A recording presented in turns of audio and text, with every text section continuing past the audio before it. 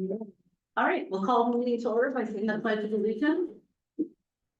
I pledge allegiance to the flag of the United States of America and to the republic for which it stands, one nation under God, indivisible, with liberty and justice for all. Good morning, everyone. Welcome to the Walsh County Commissioner meeting, November 18th, 2025. I will begin the meeting with additions to the agenda. Kenny? Okay. Amy? Yes, I have an update on the dispatch Grafton Police Department. Grafton? Grafton Police Department and dispatch, yeah. Okay, Paul. I just have a question on the operating costs of the jail.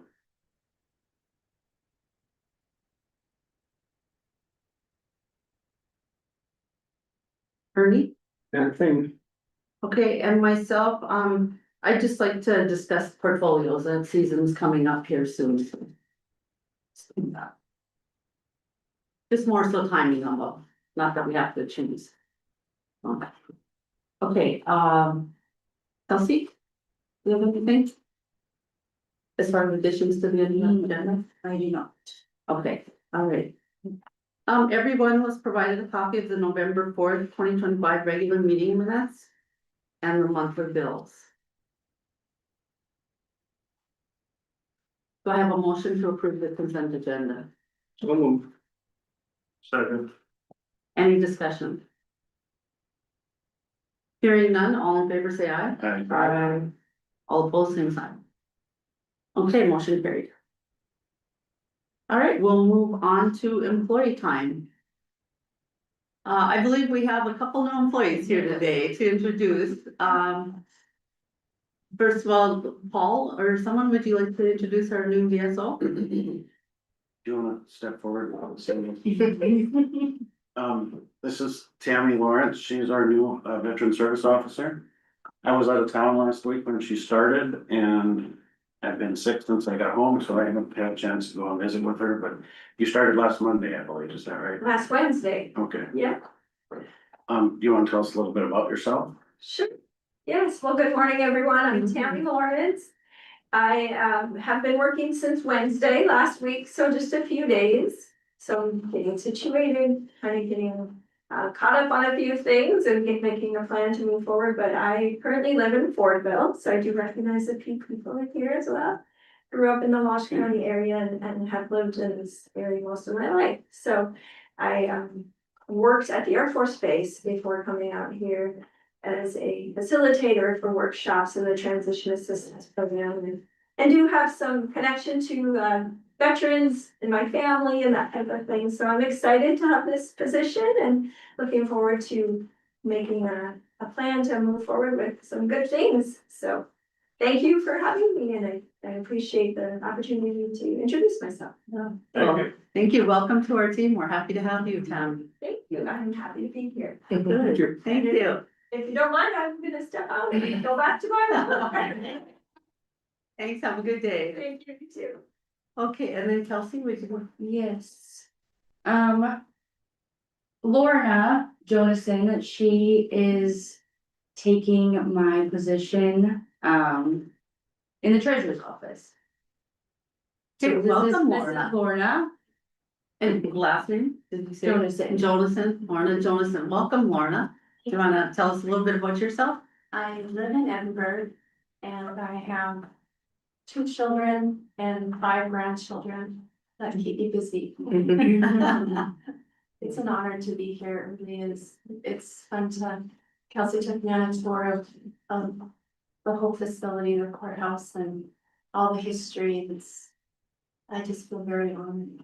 I've learned a lot. Kelsey's been an awesome teacher Good, and everybody's been so friendly. I'm excited. Great. good to hear. Well, welcome. We're happy to have you as well. Thank you. Thank you. I think I'm an actor. Thank you. Yes, and with that, we have Kelsey's last day coming up, not too far away, right? No, Have we determined the last day? Is it December 5th or, we're leaving next week. wait, what? We're leaving next week. Okay, So this is my last meeting, and this is my last full week here. Okay. We've had to we've tried to adjust to see what's best for us getting down there, okay, weighing out weather and jobs and time and rents to live and, you know, like. lots of options. So, I mean, we really just bounced it around, like trying to figure it out. I talked to Christina a few times, really trying to decide fully when. With my husband working, Okay, and so we just, all right, well, yeah. well, thank you for everything you have done for Walsh County, we're sad to see you go. Kelsey's been a great part of our team, but you'll still be on. Yes, I will. remotely for a while, right? Yes. Through the end of the year, Yeah. and I think contracted for a little bit, we approved last time. so- Yes. To be able to help train. Oh, yeah. like, perfect. Absolutely. Last chance to change your mind. I know. I know, it's a hard one. I love this place, so. Yeah. I'm very thankful. Been a pleasure working. You know, thank you guys. I love it. We wish you the best. No, thank you. Okay, is anyone here for employee time? Anyone else? Okay, then I think we will go ahead and move on to planning and zoning, the conditional use permit. I'm sorry, Woody, I did not get your last name. Woody Crow, Woody Crow, okay, Mr. Crow Crow. is here to, KLG. Crow, okay, and you're here to represent the towers? Yeah, I have some notes, unless y'all just wanna start with some questions. Whatever you prefer. I'll just go through my little comments here. Well, good morning, thank you commissioners for having me. Woody Crow, representing the Towers LLC. Who is a build-to-suit, partner with Verizon Wireless for this, conditional use application.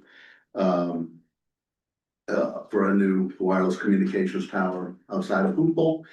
We have a lease with Brewbach and LLP, as our landlord. On agricultural zone property just south of the Butler Machinery Dealership. On the east side of Highway 18. There's I don't imagine you all have the drawings that were submitted, there's a land survey as well in there. If you're in a more precise, location. The application is requesting approval of a 150-foot monopole type of tower, kind of looks like my pen. No down wires. Can you say that again? Your proposal is to what?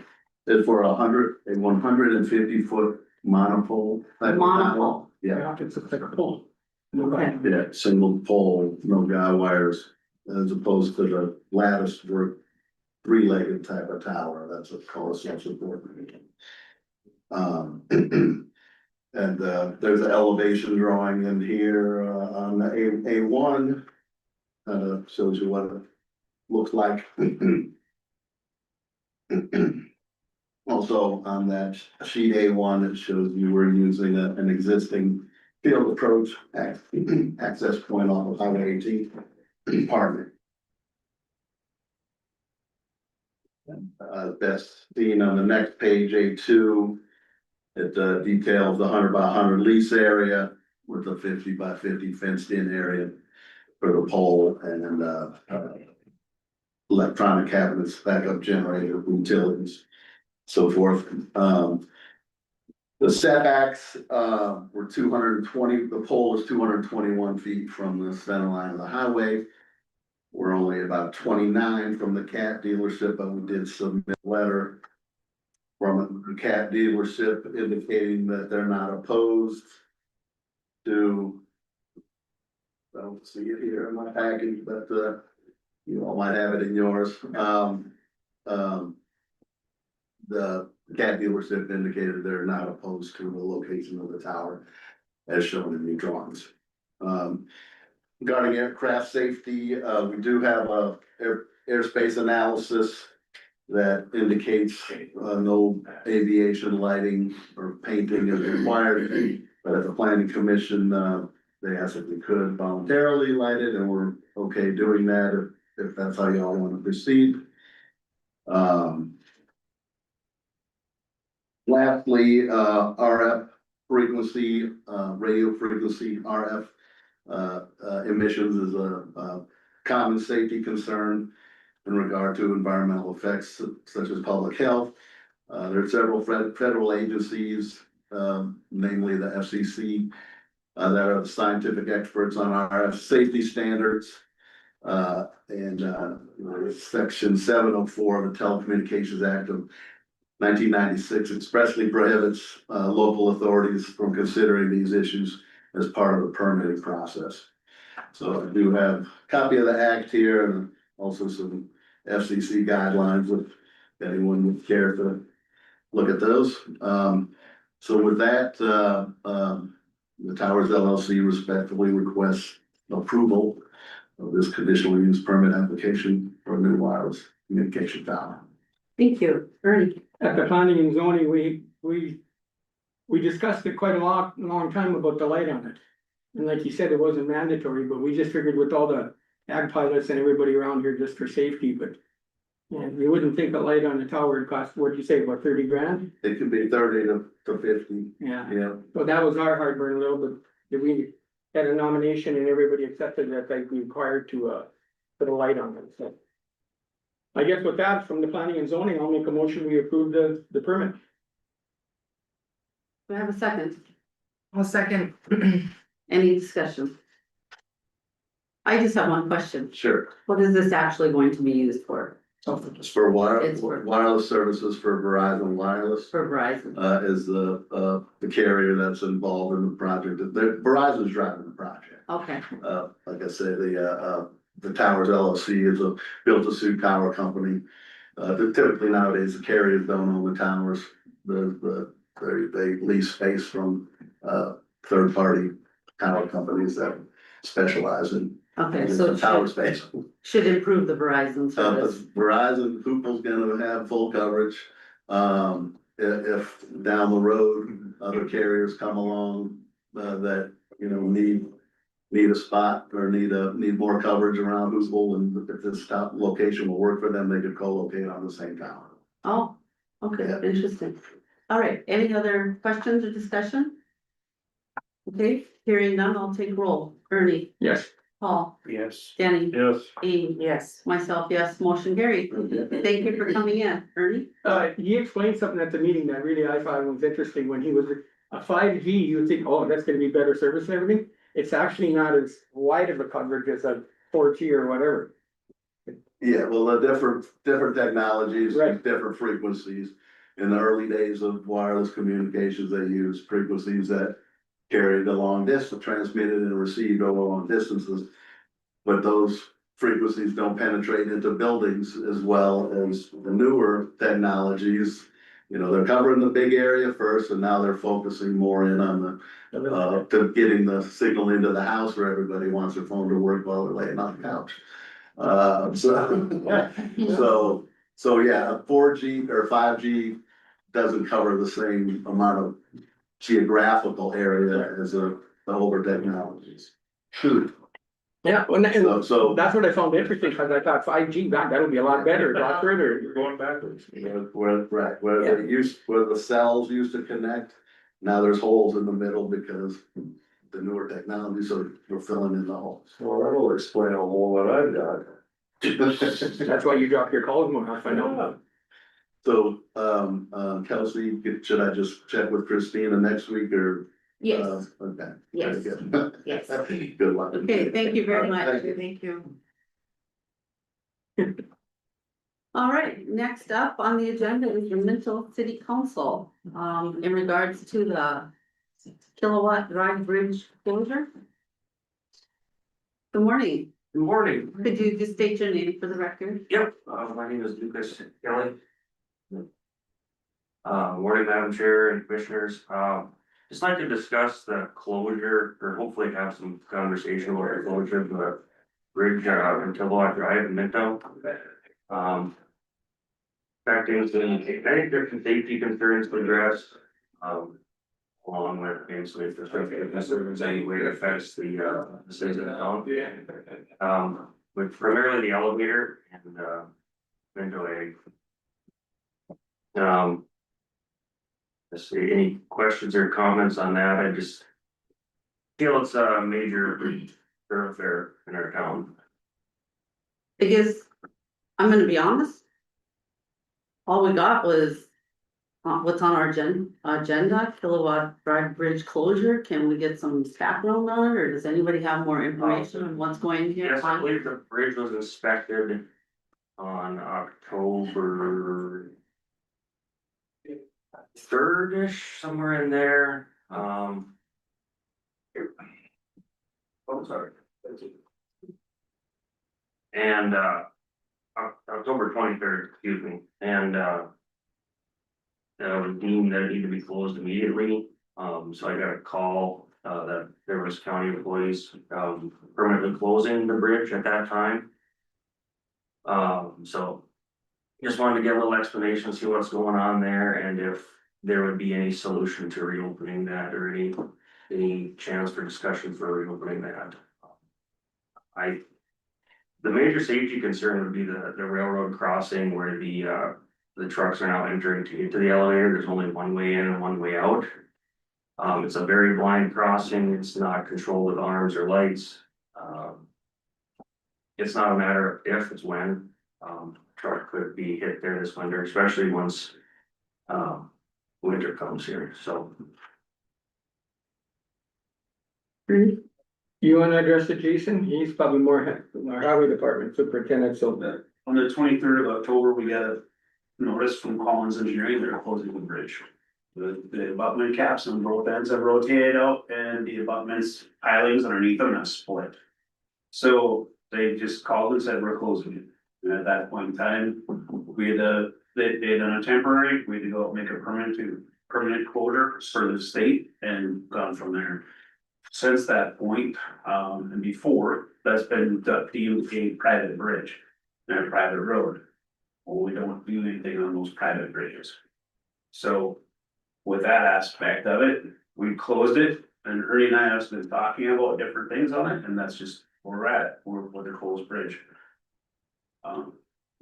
There's been conversations about how we have to have one, but we take them out with the water board, we've taken out other bridges over the county. So, and I understand it goes to the elevator, but it's a private road, so. So if it's a private road, private bridge, that wouldn't involve us then, would be my understanding. Or what am I missing here? I believe that statement on the private bridge that it is the county bridge to the best of our knowledge, crossing the legal drain of the area drain. It might be the county bridge, but on a private road. We don't have to put bridges on private roads. So if somebody has a yard and it's private and he wants a bridge, the county's gotta go put a bridge there. The bridge is over the drain. So you can legally say, yeah, it's the county, it's on the county property or whatever you wanna call it. But we can just say, well, we do it all the time. We're not gonna replace it. We don't need it. I would say your drain is impeding the flow of traffic. Did what? It's impeding the flow of traffic. Then, these businesses are in the county here. They are major and vital part of our community. I think just like to come to some sort of solution if we can.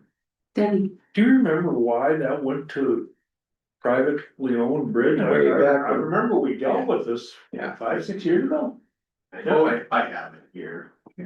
It's the Supreme Court, so It's between Hydront's and them way back. it's, I think it was about 14 or 15 years ago, Lawrence and I met with the city and Gavilon owned it at the time. And we point blank told them, you know, if that thing goes down, it's on a private road. I don't know if we'll put any stake into it. Now, at that point, you know, it's changed ownership and hands and everything else, but let me ask this, is the city in the Minto and the elevator willing to put stake in this? I don't think you can look at the county, and if I put a bridge on a private driveway, I am gonna get just all kinds of taxpayers chewing me out. Well, I would say the same from the city. If it's deemed private, why would we use it? So then why do you expect the county to do it? Well, just from the ownership of the bridge currently. Yeah. And crossing the county. Great, so So we have documentation that shows who owns the bridge and who owns the road, Correct. Pretty much, yeah. What is it? Yeah, it's, and what does it say? it's a Supreme Court decision right there. Yeah. It would have been nice to have this documentation Yeah. prior, it's kind of hard to come into Yeah. this blind and. You wanna explain it? Case, I have no copy of the case, if everyone would like a copy. Yeah, I would like to copy. Yeah. Madam Chair, the only thing that I feel when we're talking about bridges and what the county is doing is, you know, I've seen several where we've closed them and not reopened, but they don't sit in the middle of a city or town. I mean, that's also something I think we need to take into consideration in terms of what it's affecting. Within the those city aren't- of Minto. Those aren't on private roads. That's the stickler. Yeah, that's exactly right. Well, I guess the question I have is. Why was it inspected? As a private bridge, I was wondering if it was. The state requires that all bridges that are there that have public transportation over top of them have to be inspected. It's a requirement from the feds, Okay, so we can get around that aspect of it. so it wasn't inspected on behalf of the county. It is, but it isn't. Yeah, we had to pay for it all that. Yeah, Yeah, Mhm. it's an inspection because we own the bridge according to what that file states. But with that aspect, it's still on a private road. So being we own the bridge, we were mandated to have the bridge inspected by the feds. So they go and do the inspections, they closed it. Would have talked to the state about that aspect of it and they've just released information where we need to go beforehand. If it is a bridge on a private road, we can approach them, but have it removed from our inventory list.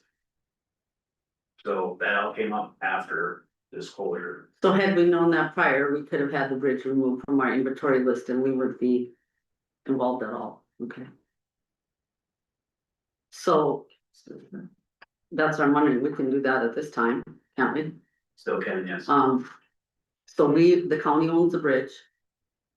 So we have the right to close the bridge. Okay. Just checking, and has this gone, shouldn't this be going before the water board, Ernie, or? has it, We've or- talked about it. And I guess Jason and I offered to meet with some people and stuff, just, you know, maybe the county can help some way or another. And maybe if 3 or 4 of us go in there, maybe there could be some monetary. And I don't think we're all willing to just pay for it just cause it's our bridge. Well, it isn't, it's on a drain and it's there, but it's still a private road. So that's why I think maybe there's a solution if we can all get together and come up with something. I'm not volunteering anything.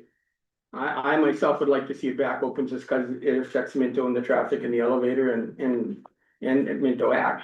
But, you know, you gotta realize that sitting in this chair, we represent the taxpayers and I can't imagine if we put money into a bridge on a private road, what I'm gonna hear. You gravel a private road, I hear it.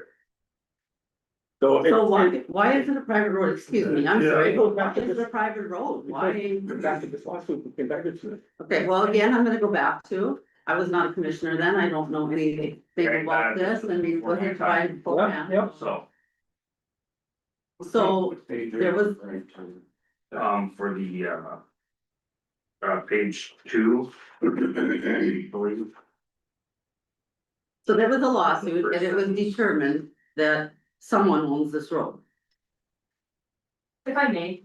Yes. I'm counsel for the city of Minto. So, in 2004, I believe this was the Tyberts, brought a number of lawsuits regarding Kilowatt Drive against the city, Minto Ag, a number of different parties. This road has been subject to a lot of litigation over the years. The case you're looking at specifically is when the Tyberts brought a case against the city of Minto, saying that in the 1980s, the city took the steps to make this a public road. In this case, the Supreme Court finds that the city maybe on paper took those steps, but did not actually follow through and therefore deemed it to still be a private road. In paragraph 5 of this, it talks about some evidence where the county, when this bridge was built in 1980, the county took ownership of the bridge over the drain, and agreed to maintain it, whatnot. We've had to do some digging in our files, obviously, the eighties was a long time ago. And we have nothing since then that, since the Supreme Court case that talks about the ownership of this bridge, thankfully since that time. You know, it hasn't been subject to Supreme Court litigation, but that's currently what we have as to the ownership of the road, the bridge. So the bridge was a county bridge, as per the Supreme Court, the road stayed a private road, and the city of Minto has not taken any steps nor done any major sort of maintenance, whatnot, snow removal, at the cost of the city, because this is a private road. So they do not do snow removal on it or anything? They do, but it is billed directly to the private landowners and they pay for it. Okay, all right, thank you. Thank you for clearing that up. Paul? This references a bridge maintenance agreement. Do we have that? Does anybody have? Yeah, it's right there. No, no, Police case. you, I do have it, actually. Madam Chair, Yes. just because I'm right, who owns the road? so, look. Well, Minto Ag owns half and CGI owns the other half, is my understanding.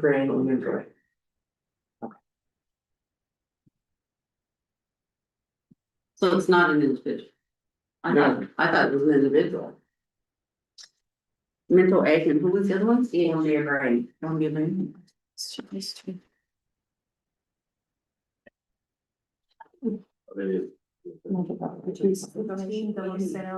Between BNSF and Burlington Northern and the county.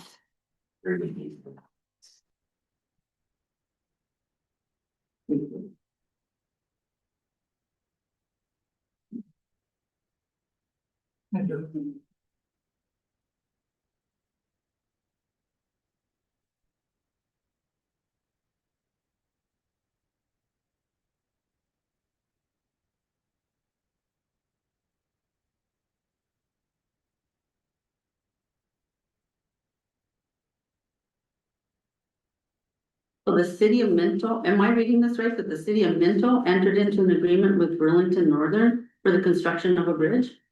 Yeah. So then why does the county own it? If the city of Minto had the right to enter into the agreement? That's down question. They deeded it to the county for $1. There should be another The other document. title in there that says that the city of Minto and BNSF donated the bridge to the county after they built it, so they took upon themselves to construct it at their expense and then gave it to the county to put it over the bridge for $1. Madam Chair, Yes, in the last paragraph of bridge maintenance agreement, that upon receipt of said notice by the parties of the second part, they shall forthwith become and be liable jointly for the maintenance and repair of said bridge. Second part is county, Walsh County.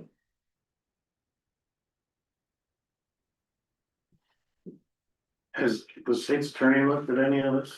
yeah, that's a, should say, we should defer. Oh, she has her own. She's seen the, we didn't have the maintenance agreement, so she hasn't seen that word. I mean, she definitely needs to look at it. Oh, Yes. Yes, I guess one ask would be, can I already see the truck traffic take a toll on the city street that wasn't meant for the heavy loads going through the elevator? Is there any way we could have an open bridge open here until we can get or any temporary openings we could find There's no, or come to some kind of agreement? there's no way to quickly put this thing back together without going through KLJ to do things first. There's no way I can open that bridge until repairs have been made. Without that, we have to go through KLJ. Make sure everything's there. So we just go and replace a couple little things. I guarantee you they'll come back and find something else. And close it for some other reason. So we have to go through the entire investigation with KLJ if it was our bridge. That's what we'd be doing. Turns into such a big liability issue or something, whatever. yes. I do have 2 quotes to fix the bridge. I don't know if you guys want those or anything, but Jason, I wanna know how you got quotes to fix the bridge without an engineering taking a look at it. from that engineer report. That engineering report will cover everything from the BRR models, which I've spoken with people with, multiple people from CGI about. That just going off of that report won't be enough. You'll have to go through other things and go through the entire the other bridge modeling. If you go little pieces from that report, it won't be, there's a very good possibility it won't be enough. Then you have to rip it all apart again and do it over. So without going through the BRR model with KLJ, that isn't gonna give you a foundation. Having said that, what are those numbers? They're not astronomical, one quote says less than 70,000 and. The total, the second quote was just shy of 60,000. Okay, for what, according to the inspection findings. What they gathered, Yeah, but according to Jason. Are they fixing the bridge or putting in culverts? No, they're fixing They're it. repairing. they would be repairing the bridge. And according to Jason, that won't be enough, so it'll be north of that. Yeah, now if we get the engineering involved, then everything is. So let me ask this. Would they be able to fix the bridge on their own? I mean, where are we at You here? get a liability thing there, so We have the liability, so they can't fix the bridge. it was under, we own it, so. If we have them fix it without going through the pieces, we're liable. Can we give them ownership back for $1? I'm just saying it might be Yeah. cheaper for you guys to fix it on your own than to try to go through all our process with the engineering and everything and. I mean, it's just a thought. We can't take responsibility for it either. Yeah. So nobody really wants responsibility for the bridge, Everyone correct? wants us to fix I it. don't think it's whether somebody has a responsibility for maintenance. So if the county owns the bridge and there's a maintenance agreement that they've been kind of complacent on. The county should be liable completely and extremely quickly to act on something that they've let go since 1980. But it's my understanding the problem is because it's on a private road. I don't think that changes the maintenance agreement. I guess I feel that our state's attorney needs to review it. I mean, I'm not an attorney and we're just getting this information put on us this morning. Some have had prior information on it, but some of us haven't, so. The trouble with this maintenance agreement that I see is it was signed in what, 1980? And that was before all the lawsuits and everything and the road was closed in a private road. Well, that was prior. Yep, and to me, I'm not saying it's not, it's our bridge, I agree with that. But do we have a stake in it being it's a private road? That is my main we've done lots of things and turned down people because it's been on private roads. And if our state's attorney and everything, they look at this and figure maybe we should, I have no problem. But to say today that we're gonna help you and fix it, to me, even if we move forward. I would like to see somebody else put some stake in there. You got two businesses there. And if we sell it, you just told us you don't want even any liability or anything else. Well, maybe the county could say, well, we don't want liability if you're going the elevator, because we know everybody's gonna go overloaded. So That's a pretty broad statement. it is broad, but I'll bet you 80% of the trucks coming in there are probably overloaded, Jay, and you know it yourself. Yours were. Yep, and that's my point. You're worried about a liability, but you want us to fix it. Now we're gonna be liable, because nobody reads those signs when it says 20 ton or 40 ton. We see it all around the county. Now you want us to fix it and you want us to have the liability on a private road. That's all I'm saying. The gentleman in the, In that, the Supreme Court opinion that you're citing, that declares it a private road, it also cites that. That maintenance agreement in there, if you, what page is that on?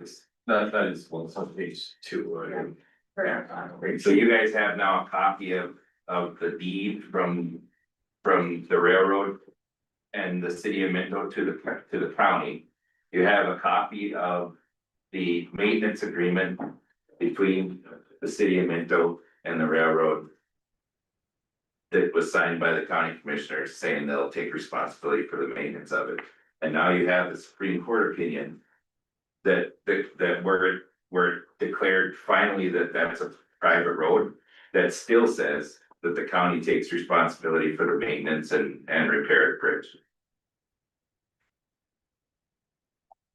thank you, Paul. I certainly want the state's attorney to look at this, just to verify, all the things that have been said. it seems to me it's our bridge, we have some stake in it. There's two major businesses in the city of Minto that use this bridge. I would like to see us all come together with a cost share of some kind. This isn't.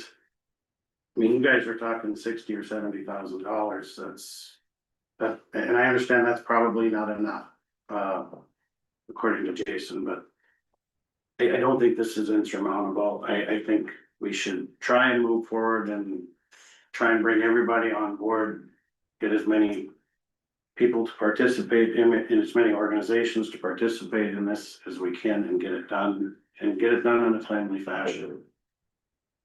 But I think it all has to start with the state's attorney. Agreed. I'm sure, and I mean, there hasn't been an updated bridge maintenance agreement, so we don't have a road agreement, we have a bridge maintenance agreement that's in front of us, that's extremely dated. But I would encourage going forward, whether, you know, if the parties are potentially interested, cost share for the actual bridge, we have to be sure we're all clear on what the maintenance agreement is going forward. So there's no question, so that there isn't this, you know, 50 years later, we haven't been maintaining because we're questioning whose job it, I mean, that can't happen, so this has to become extremely clear, whichever route gets taken, but I would agree with Paul that we do need to figure something out sooner than later and put this to rest. And Mr. Kelly, can I ask, what was your request going to be today? Just, as you were pointed out in the beginning that you weren't really aware of kind of what had happened, so just want to make, you all aware of what is going on and have some discussion on maybe finding a solution. For getting that, street reopened and Okay. allowing flow of traffic to the businesses. Okay, so I think we're all in agreement as far as commissioners' first step is to get this to our state's attorney for review. And then revisit it after. In the meantime, I don't know if we have to or whatever, it's our bridge, I guess, to speed things up. Should we be looking at getting KLJ to look at it and get an update of what it would cost? I mean, we're gonna be waiting for that once she makes an opinion, if we come to them guys and say, okay, here's what it's gonna cost. We should have that, so to me, I think we should probably start KLJ looking at it and see what it costs to replace it. I hope the sooner the better, because Well, that's if just- springtime rolls around, our street will be absolutely disturbed. I'm wondering if the water board shouldn't be involved in this. Do you know about it? Yeah, we've been talking to them, so, yeah. It'll have to be involved with it more because of it being over the drain, there's a 60-40 split. Yeah. So 60-40 split how? financially it's requirement by state law. So who's the 60 and who's the 40? They get 60, you get 40. Okay. So they But they also definitely. have to come out of their drain funds if they have the funding in their drain to cover it. Yeah, that's it. And where are they on this, do you know? Or don't you know? They just pretty much left it to me and Jason talking about it and then come back to them, so. I don't think they're direly against not fixing it, and I'm not speaking for them, but just my opinion about it. And like we said, we just don't know what it's gonna cost, cause there's gotta be hydraulic studies and everything else, and. You know, that's over a drain, you're just not gonna throw something up, and if it's a bridge, fine, but what happens if we gotta go to a box culvert or big culverts? You know? There's definitely issues, you don't wanna retain water or hold back water right there, cause it could affect Minto. So there's a lot of things to look at there, that's the trouble. So Yes, and So you know, bridges for us, they're $1 million. So 60 to 70,000 to me, I know we've had KLJ involved in other things where they have been able to do something to be able to make us, I mean, County 9. Like, I'm thinking of other situations where we've been able to get by or reopen or do something. I mean, I'm not saying 60 to 70 is accurate, I'm just saying that makes me think there's a chance if we get KLJ involved that we could potentially reopen it temporarily until a bigger fix could be made. So I mean, I'm just saying from a perspective of getting them involved sooner than later, get Kelly involved so that's, I think, the only shot we have of getting this opened before the big fix happens, if that's what it's gonna take. There's a comparison with, previous inspections. Well, like how the notes have been, have the bridge, the same things, it hasn't really Hasn't changed. changed from the last two inspections. That's part of the conversations that have stayed is why now. Okay, when were those inspections? Every year, are they regularly? The average has gotten into a yearly state, I believe, you know, so. It's getting so every time we get inspection, they bring a different crew up and that bridge, it'll just change. We can't really rely on the inspections. It's. Hopefully it gets better, but number 9 had 3 inspections in what, a year and a half, and every one was different. The last one, they said we had to replace it, and the one before that said it was unlimited weight. So, yeah, so. Yes, sir. I did back in, so I worked for Gavilon previous, so I'm very well aware of this bridge. So, back in Gavilon days, they were gonna close it back then. And it got left open and, I mean, that's been, I don't know how many years ago that was, but I was dealing with the city and the county on it back then, that's been probably 8 years ago. And the bridge hasn't actually changed. It looks the same as it did back in Gavilon days, cause I actually went look at it, but the quotes I got are, I mean, one's from industrial builders, they build all the interstate bridges, it's just fixing the bridge, it's not replacing the bridge, it's, So then if we do it, we have to get the engineers involved. right, yeah. Yes, Jason. I'm not questioning swinging or industrial builders that both built projects for us this year, in fact, and in the past. They're more than capable contractors to do the work. However, they're only looking at the stuff that in that inspection report. It's not giving you the full picture. Correct. Okay, I need to keep this moving along, our meeting moving along because we are past our time here, but we will get this to the state's attorney and then Ernie, you and Jason have kind of been spearheading it. But I guess I would expect that, the 2 grain companies would be involved as well if it comes to an agreement where there's some type of cost share. It's their role, right? They own the road. Isn't that what was just stated today? Now, Lucas, you're kind of saying, Mr. Kelly, you're kind of saying, not sure, but We don't they own their own? We don't really own all the way up to the bridge. Oh my gosh, Yeah, okay. there we go. This is just getting messier all the time. Okay, all right. Well, Jason, They don't own up to the bridge because of the easements from the drain, but they own the road with the access to them. So there's that aspect of it. so I would think it would be very important that they let this road open. Okay, So. Do I have direction from the commissioners to engage KLJ? I would, and then get the state's attorney involved. but who's going to pay for that? It's not cheap. I think we need to have the state's attorney review this first before we spend a dime, because we have to know what our involvement's going to be. I'm not saying I'm against it, but I do need a state's attorney opinion on it first. We own the bridge, I think everybody agrees with that, don't we? Yeah, that's the tough one. I think once we own the bridge, we probably be responsible for the engineering. And we have a maintenance agreement that's pretty clear. So I would be supportive of KLJ. Paul, I'm just saying, unless I'm wrong, what I'm hearing today is we own the bridge, whether we want it or not. And if we own the bridge, I think we have at least some level of participation. but we have the right to close the bridge. Yes, and I would be opposed to that. But I'm just saying, that's why are we gonna move ahead with doing the engineering if we choose to close it, if that's what it comes down to, and I'm not saying that's what we're going to do. Just to give you an idea of how many trucks go over that bridge. I'm the manager of the elevator there. We handle probably between 1.5 to 1.8 million bushels of grain there a year. And you could figure about 1 truck for every 1,000 bushels.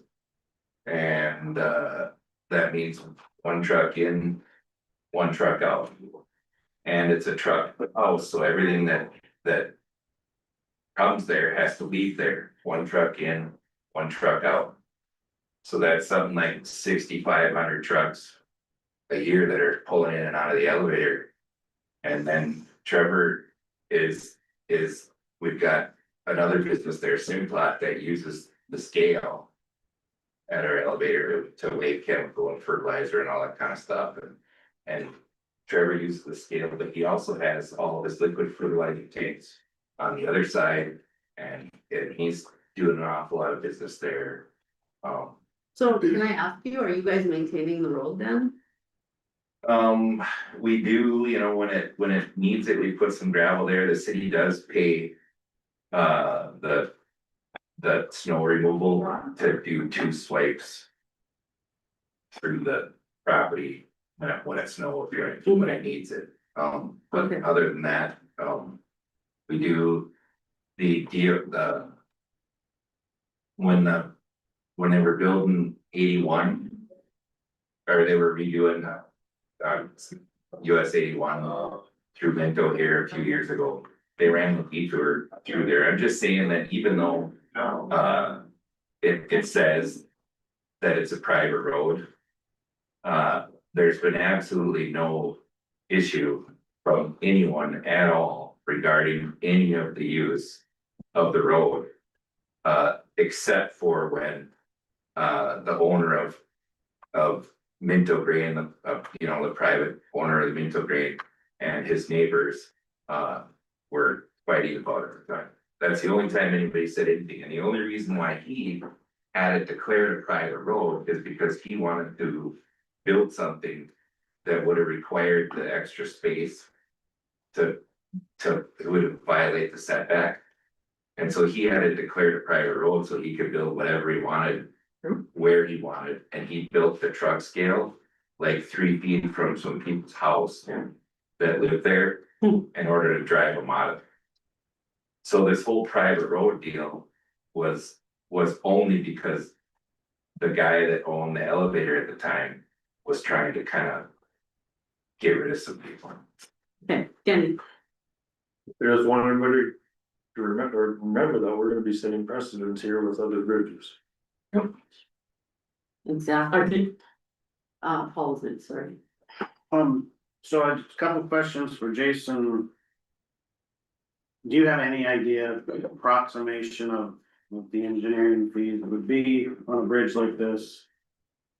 For the ones that we go through, we start from anywhere to 2 to 15,000, depending on what we have to do. And is the repairs of this bridge something that the county would do internally? Depends on what they find out. Okay. That's, when you were questioning the AOJ and the fees for engineering.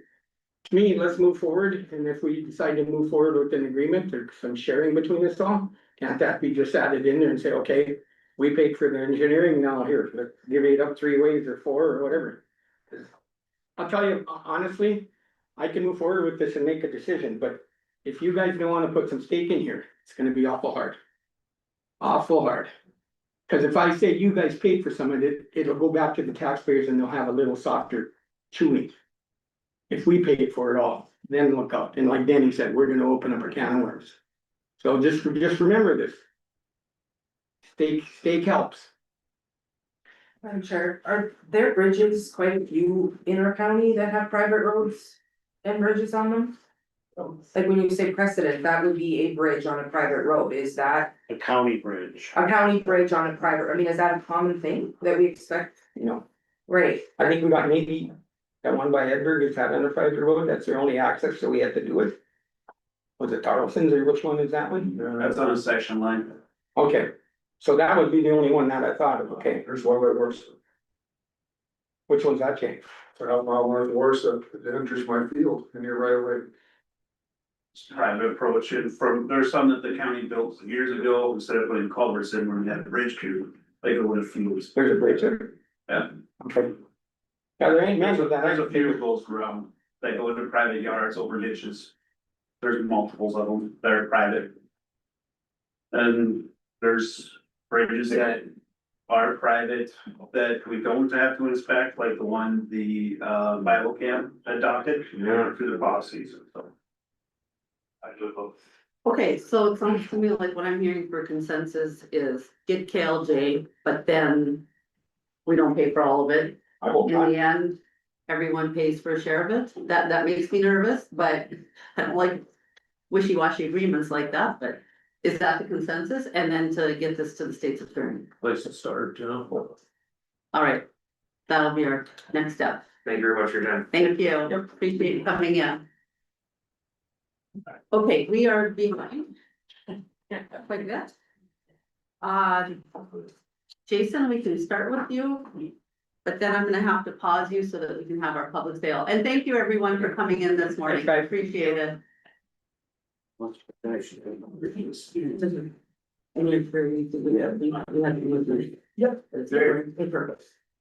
There you go. Your old fellow was accidental. You stepped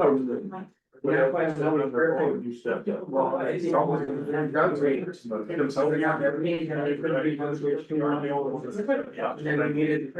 Yeah. Well, Yes, in a little bit. Same here. That's it. The trouble is, it's sometimes birthday time and then it's. Okay, if I could get everyone's attention, I see we have some new faces here. I'm assuming you're probably here for the sale. I just wanted to mention, if you are here for the sale, you need to step next door to the auditor treasurer's office to receive a bidding form, is that correct? A bidding form, and then you can come back in for the sale. So if you're here for the sale and you do not have your bidding form, please step next door and get it. Okay, yeah, just go to the auditor treasurer's office next door, get your bidding form and come back in. Yeah, right, thank you. Okay, good morning, Jason. Good morning. I'm sorry, I've forgotten your name. Gavin Benson with Energy Systems Group. Yeah, good morning, Mr. Benson. Energy system. Energy Systems. Here. Yeah, we were here. And at the- Oh, yeah, we should. Excuse me, we are conducting a meeting, so please, we can't hear them if you guys are talking. Sorry, you didn't explain that other part very well.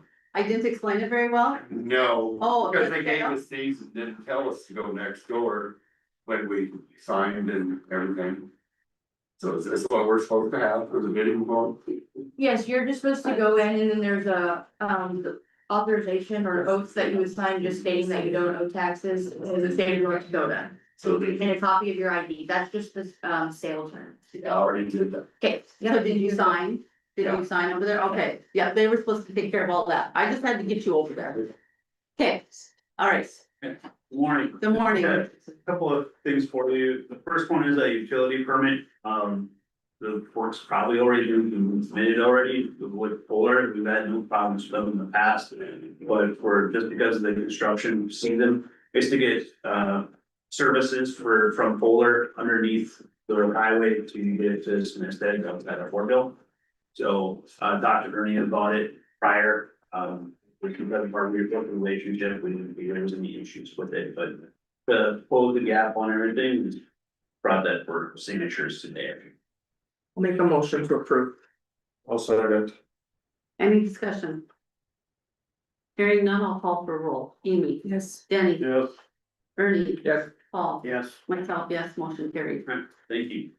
The second one I have for you is the snow removal bid form. We had one bid from TR Farms. So with our removing the need for a contractor's license, we still are in the same boat that we were before with only one bid. So I just moving for that to be accepted for TR Farms to do the snow removal around the courthouse and shop one. And that is who did our snow removal last year, is No, that correct? No, No. this is different. this is different. The last 2 years were done by 365, and this would be TR Farms who really did the first year I was here, so. Okay, they've done it in the past. Any recommendations? Make a motion. We to have accept the one, bid. so, we have one bid, so, kind of.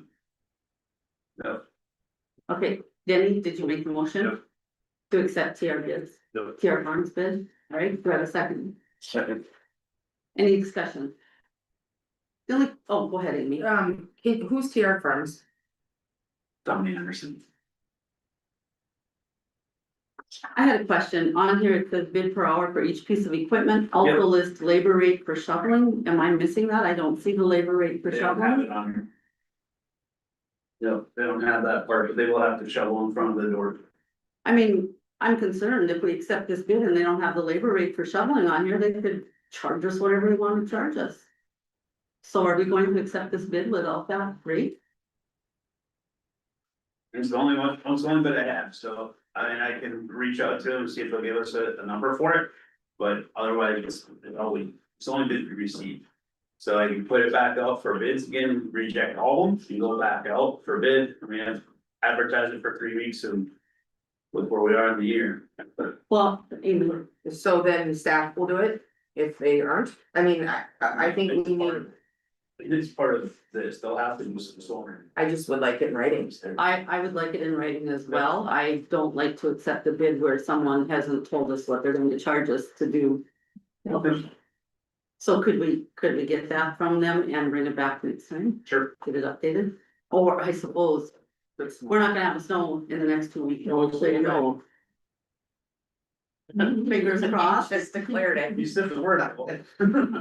Or do we have Jason call them, find out what their rate is and we approve it contingent upon. That we know it, that's what we could do.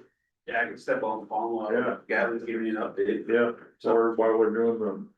Or while we're doing this, you know? Yeah. Yeah, I would just like to have that. first. Yeah. Okay, thank you. Yeah. And we only have about 3 minutes, so whatever you'd like to do in 3 minutes.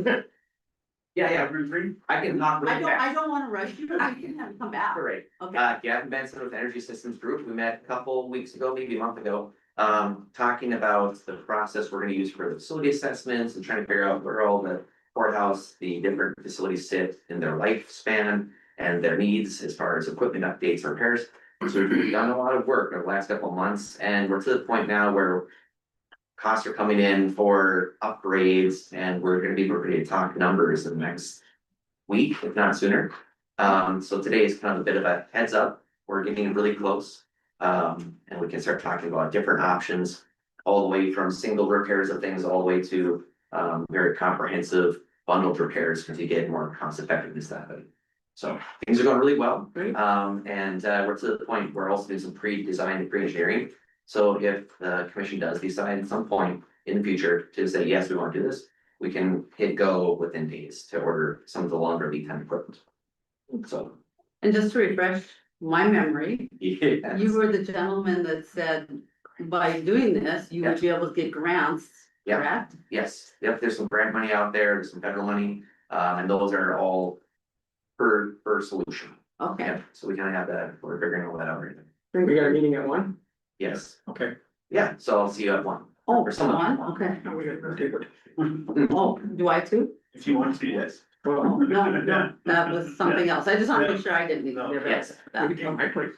But don't we have finance meetings after, if we- right after? Yeah. Okay, Yeah, so Okay, things are going great. really well, good news, good to hear, Yeah. good to hear. and I'll get out of your hair for everything else. Well, I look forward to what projects you'll be able to bring us that will Yeah. help us out. Awesome, Thank you. thanks.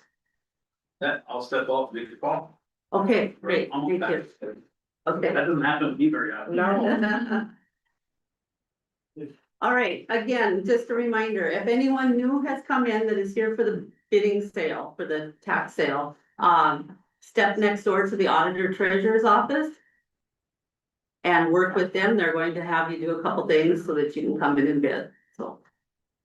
If you've already been over there, you're fine. So we just have a couple minutes.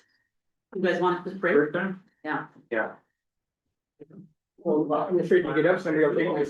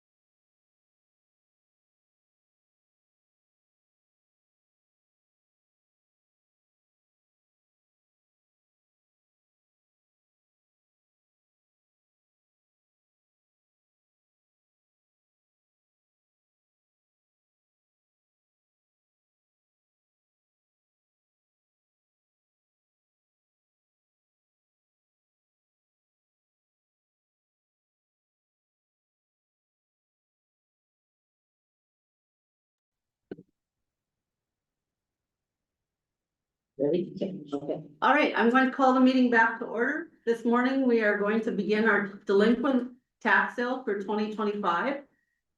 We will start with the total amount that is due on each parcel, so that will be the minimum bid. Please raise your hand to indicate if you would like to bid. And we will bid in increments of $100 minimum. All right, and I have never auctioneered, so please bear with me. All right, we will start with the first parcel, and the first parcel number is 37-0000-08693-000. It is located in the city of Grafton. It is an empty lot. The amount owed is $32,737.19. Do I have a bid? Do I have a bid for $32,737.19? Do I have a bid for $32,737.19? Hearing no bid, no sale.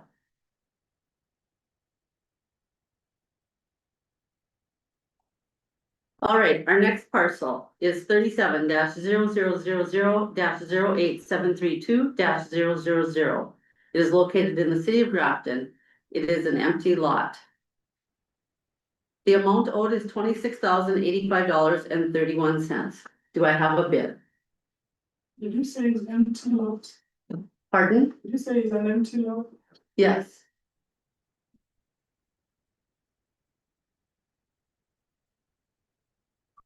Do I have a bid for $26,085.31? Do I have a bid for $26,085.31? Hearing no bid, no sale. The next parcel is 37-0000-10006-000. It is located in the city of Grafton. There is a structure located on this parcel. The amount owed is $1,918.68. Do I have a bid? Lawrence. Okay, amount for the minimum bid, is that correct? All right. I have a bid for $1,918.68. Sir? Yep. What is your bid? 2,000. Pardon? 2,000. 2,000. I have a bid for $2,000. 2,100. I have a bid for 2,100. 25. 2,500. 3,000. I have a bid for 3,000. 3,500. 35. 4,000. 4,500. 4,500.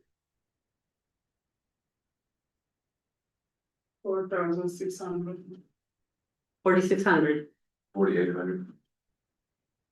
4,800.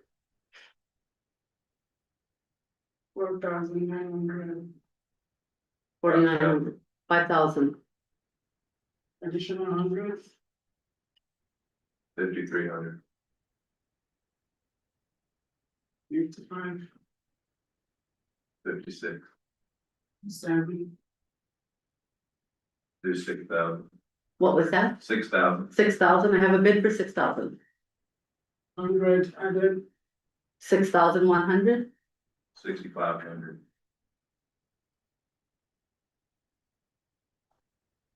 I have a bid for 6,500. 7,000.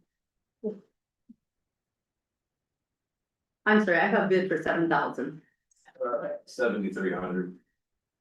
7,300. 7,500. 7,500. Do 8,000. 8,000. Yeah. 8,100. I have a bid for 8,100. Do 8,500. 8,500. 86. 8,600. 9,000. I have a bid for 9,000. 9,100. 9,100. 9,500. 9,500. 96. The bid for 9,600. 10,000. 10,100. The bid for 10,100. What we at, 10,100? 10,100. We'll do 10,500. I have a bid for 10,500. 11,000. I have a bid for 11,000.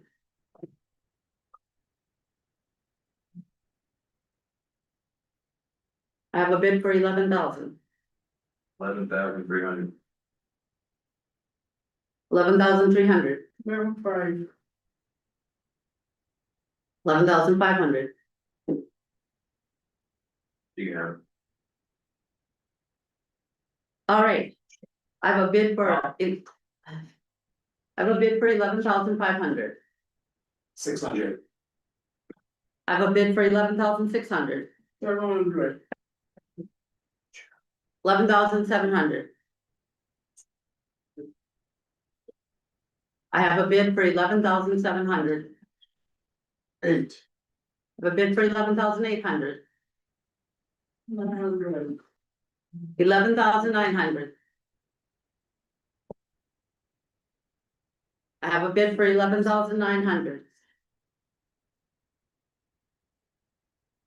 12. I have a bid for 12,000. 100 and 12. 12,100. I have a bid for 12,100. I have a bid for 12,100. Sold. Pardon? 1,300. Yeah, I said sold. I'm sorry. That's fine. Sold. Now I've forgotten the amount. 13. No, 11,000. 12,000 something was it? 12,100. Yes. Boy. You guys gave me a workout my first time. It's sold for 12,100. Can I get the buyer's name? Florence. Florence, and your last name? I'll spell it. U.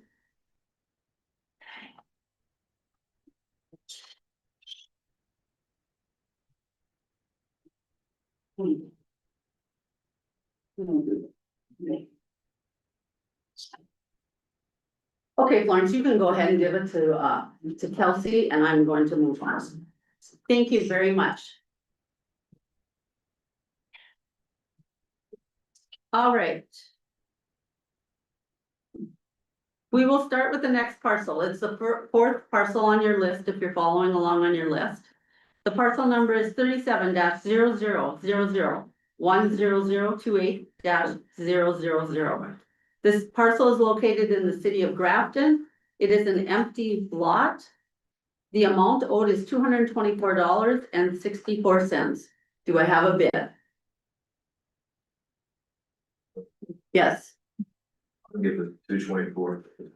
All right. I have a bid for $224.64. 500. I have a bid for 500.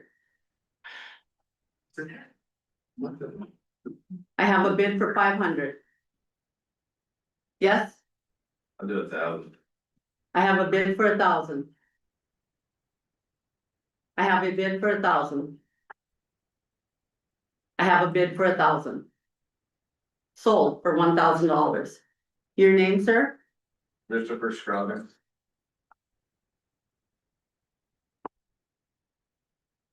Okay, thank you very much.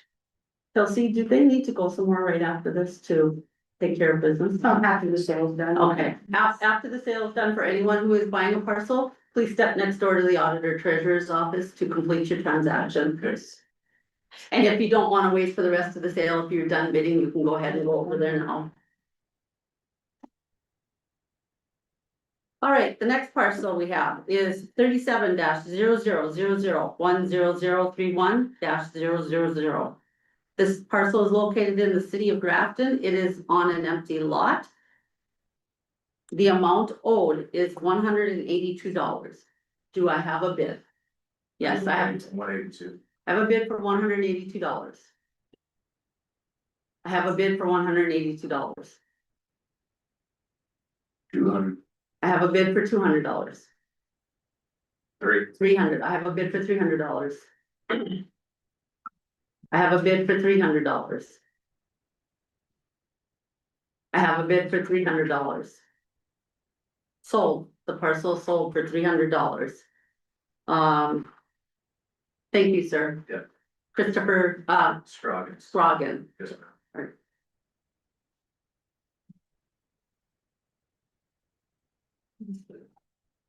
All right, the next parcel is 37-0000-10428-330. This parcel is located in the city of Grafton. It does have a structure on it. The amount owed is $23,455.67. Do I have a bid? Do I have a bid for $23,455.67?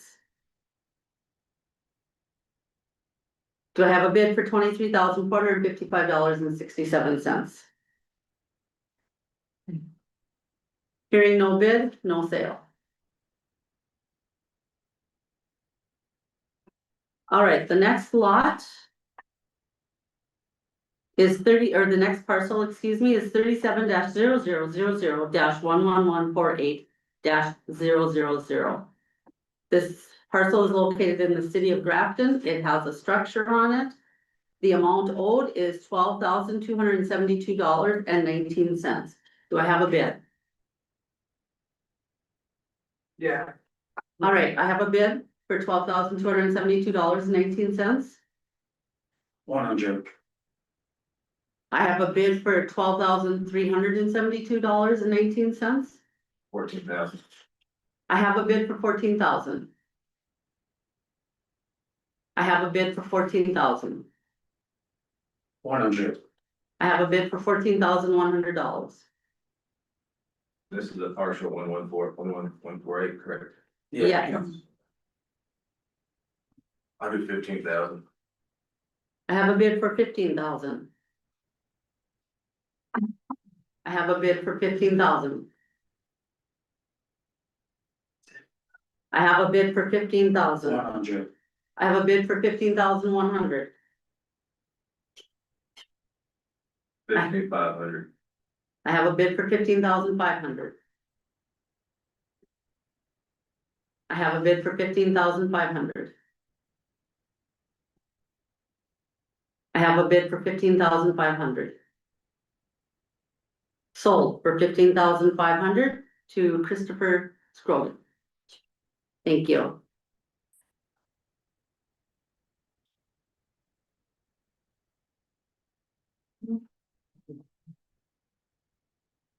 All right, the next parcel that we have for sale this morning is 37-0000-11149-000. This parcel is located in the city of Grafton. It is on an empty lot. The amount owed is $650.10. Do I have a bid? 650. I have a bid for the $650.10. I have a bid for $650.10. I have a bid for $650.10. Sold for $650.10 to Christopher Scroggin. Thank you, sir. All right, the next parcel we have is 37-0000-11150-000. This parcel is located in the city of Grafton, and it is on an empty lot. The amount owed is $1,075.61. Do I have a bid?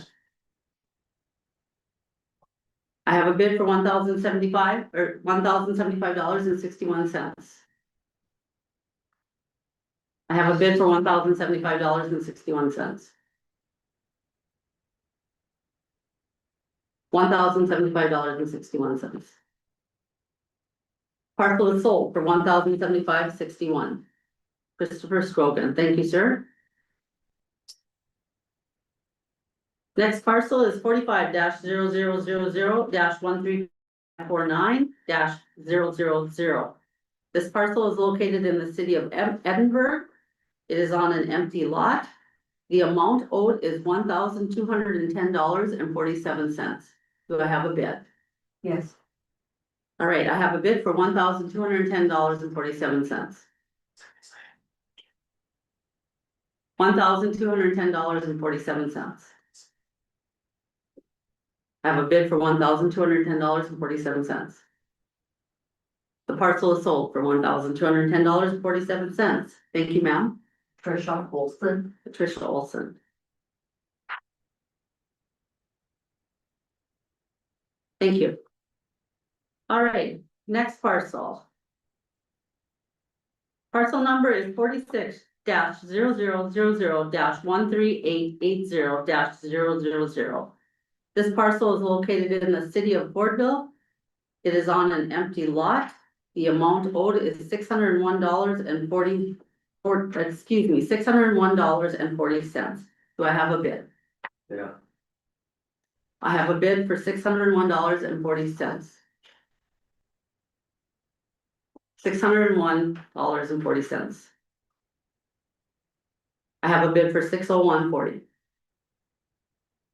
The parcel sold for $601.40. I do know this individual. It's one. Under Kelsey, all right, Kelsey Beckstrom. Okay, thank you. Do you need some? Yep, yep. Good. All right. The next parcel number is 47-0000-14059-000.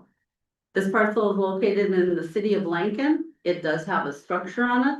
The amount owed is $3,277.54. Do I have a bid? I have a bid for $3,277.54. 3,500. I have a bid for $3,500. 4,000. 4,000. 4,500. 5,000. 6,000. I have a bid for $6,000. 6,100. 6,500.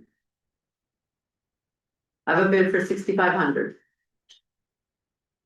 100. I have a bid for $6,600. 6,700. I have a bid for $6,700. Another 100. I have a bid for $6,800. 7,000. I have a bid for $7,000. 100. I have a bid for $7,100. 7,500. I have a bid for $7,500. 100. I have a bid for $7,600. 8,000. 8,000. 100. 8,100. 8,500. 8,500. 8,600. 9,000. 9,000. 200. 9,200. 9,500. And 700. 10,000. 10,000. I have a bid for 10,000. I have a bid for 10,000. 100. 10,100. 10,500. 10,500. 600. I have a bid for 10,600. 11,000. I have a bid for 11,000. 11,000. I have a bid for 11,000.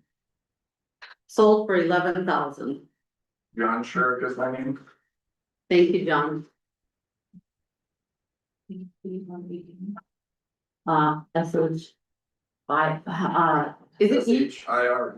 IR, okay, EK. Just wanted to make sure. Thank you, John.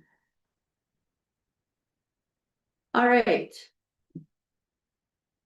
The next parcel is 48-0000-14416-000. This parcel is located in the city of Adams. It is on an empty lot.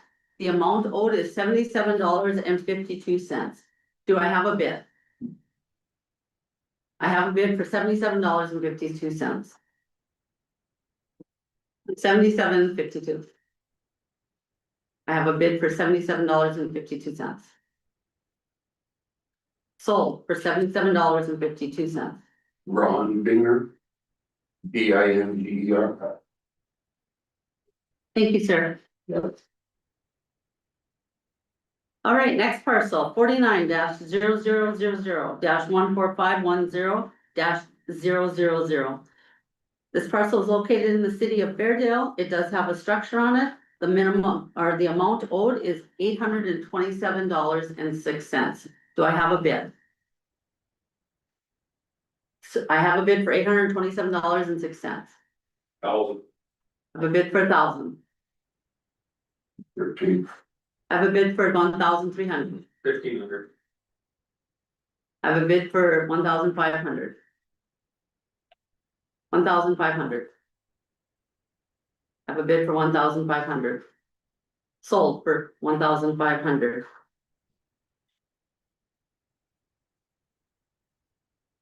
Derek Lundquist. Sorry, it's DEREKECK.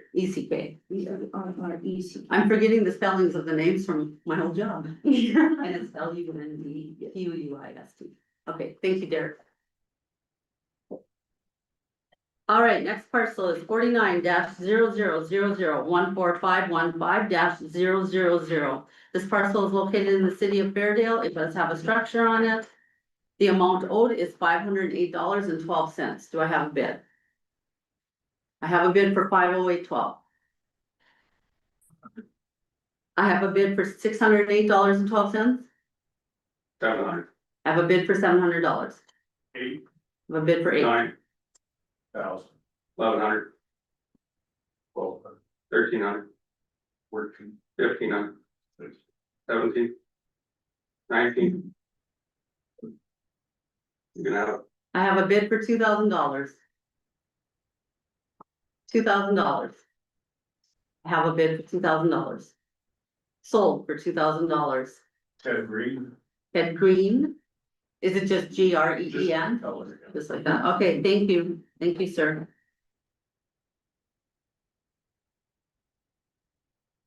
All right, next parcel, 48-000-14319-000. This parcel is located in the city of Adams. It is on an empty lot. The amount owed is $9,336.90. Do I have a bid?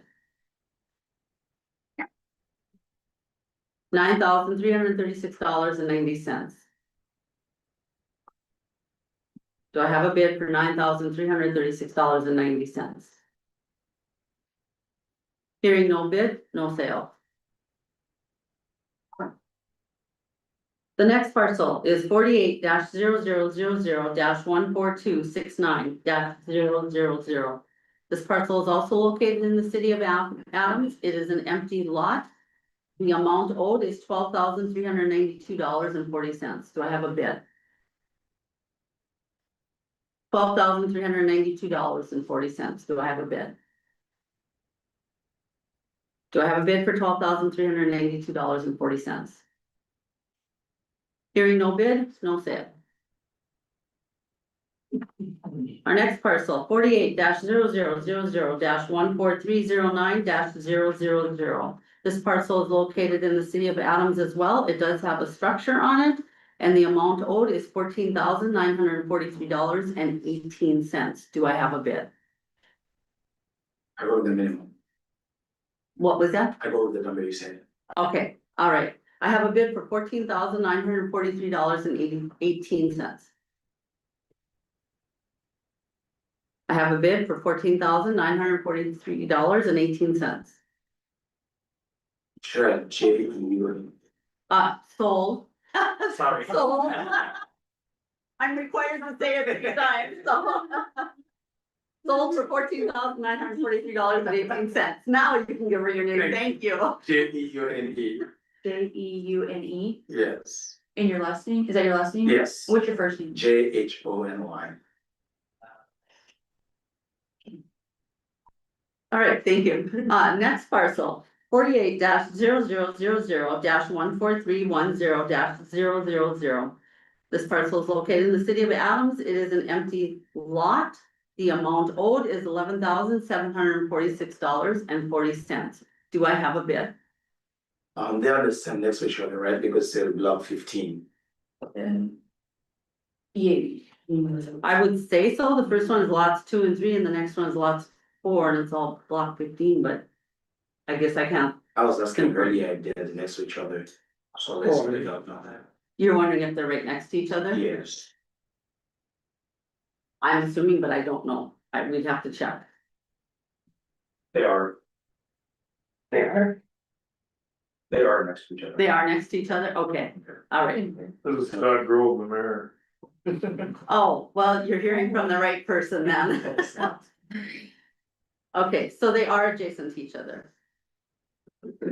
All right, so I'm not sure where we left off. Do I have a bid for $11,746.40? $11,746.40. Yes. All right, I have a bid for $11,746.40. $11,746.40. Sold. Parcel sold for $11,746.40. Send you. Gotcha. Thank you, sir. All right, our last parcel is, parcel number is 48-0000-14308-000. This parcel is located in the city of Adams. It does have a structure on it. The amount owed, $18,474.21. Do I have a bid? Yes. All right, I have a bid for $18,474.21. I have a bid for $18,474.21. $18,474.21. Parcel sold for $18,474.21. Thank you very much. All right, thank you for everyone for coming to the sale today, and that concludes it. Please step next door to fill out the paperwork if you've purchased. Oh,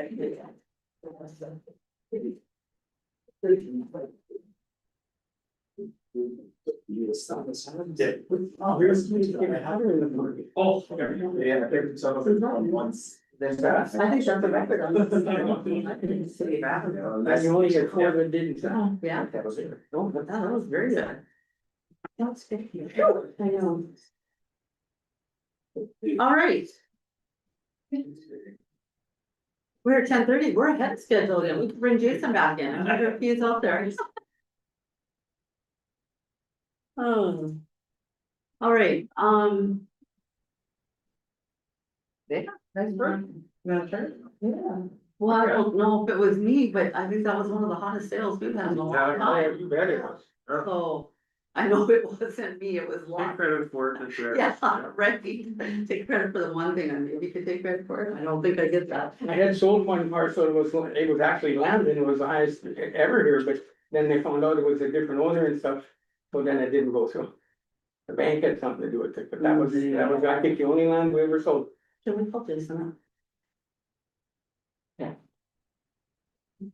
We can, just text him or call him, I don't care, but let's just get him back up here so we can finish with him. He doesn't break. No. Do you need me? Oh, We can take a quick break. why don't you go in there quick and see? Do if you they- want to take a quick break? We'll take a quick break and we'll give Jason.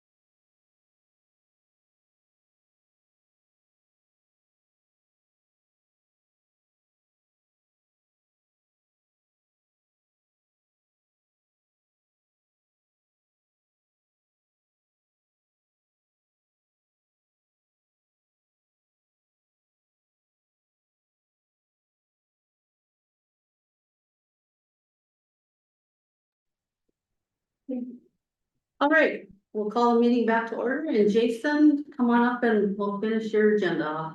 Okay, no, last thing I had is I did get in touch with them, they sent me a text message.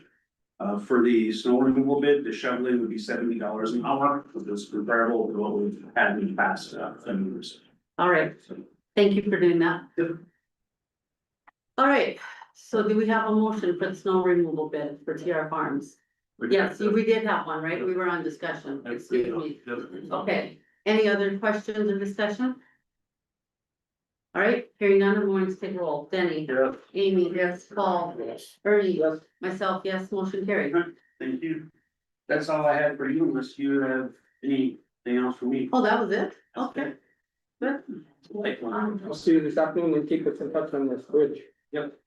I already reached out to Lee and asked them to move forward with the PRRs. Okay, and am I supposed to come meet with you guys? Are we meeting right after the meeting? Yeah, we wanna meet with, you wanna meet with you right after the meeting so we can discuss. And Tanya? Yeah. Okay, Tanya. go ahead. Any bills going out for Mud on the Road? We'll have some going in. You will, okay. Yeah. Yeah, well, we're working through that process, so it's with the holds that we're having, it's just kind of shut us down this last week, so.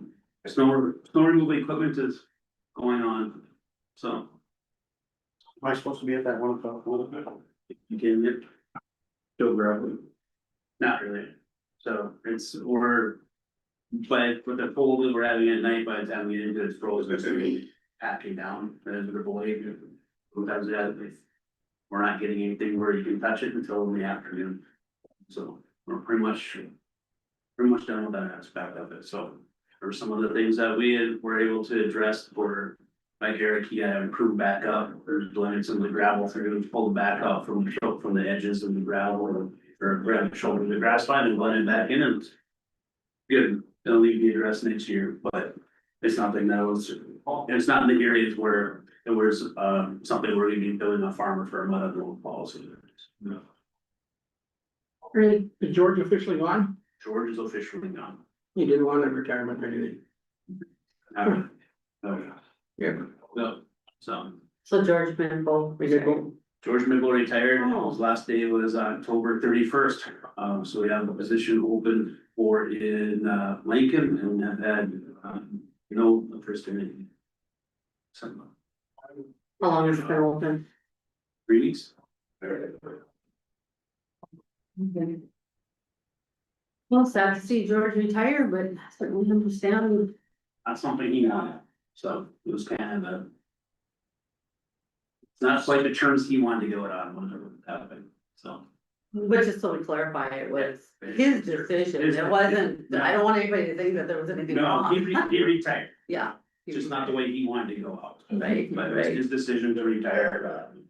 Okay, He'll be duly missed. He does have the option to come back if he wants to next summer. I told him.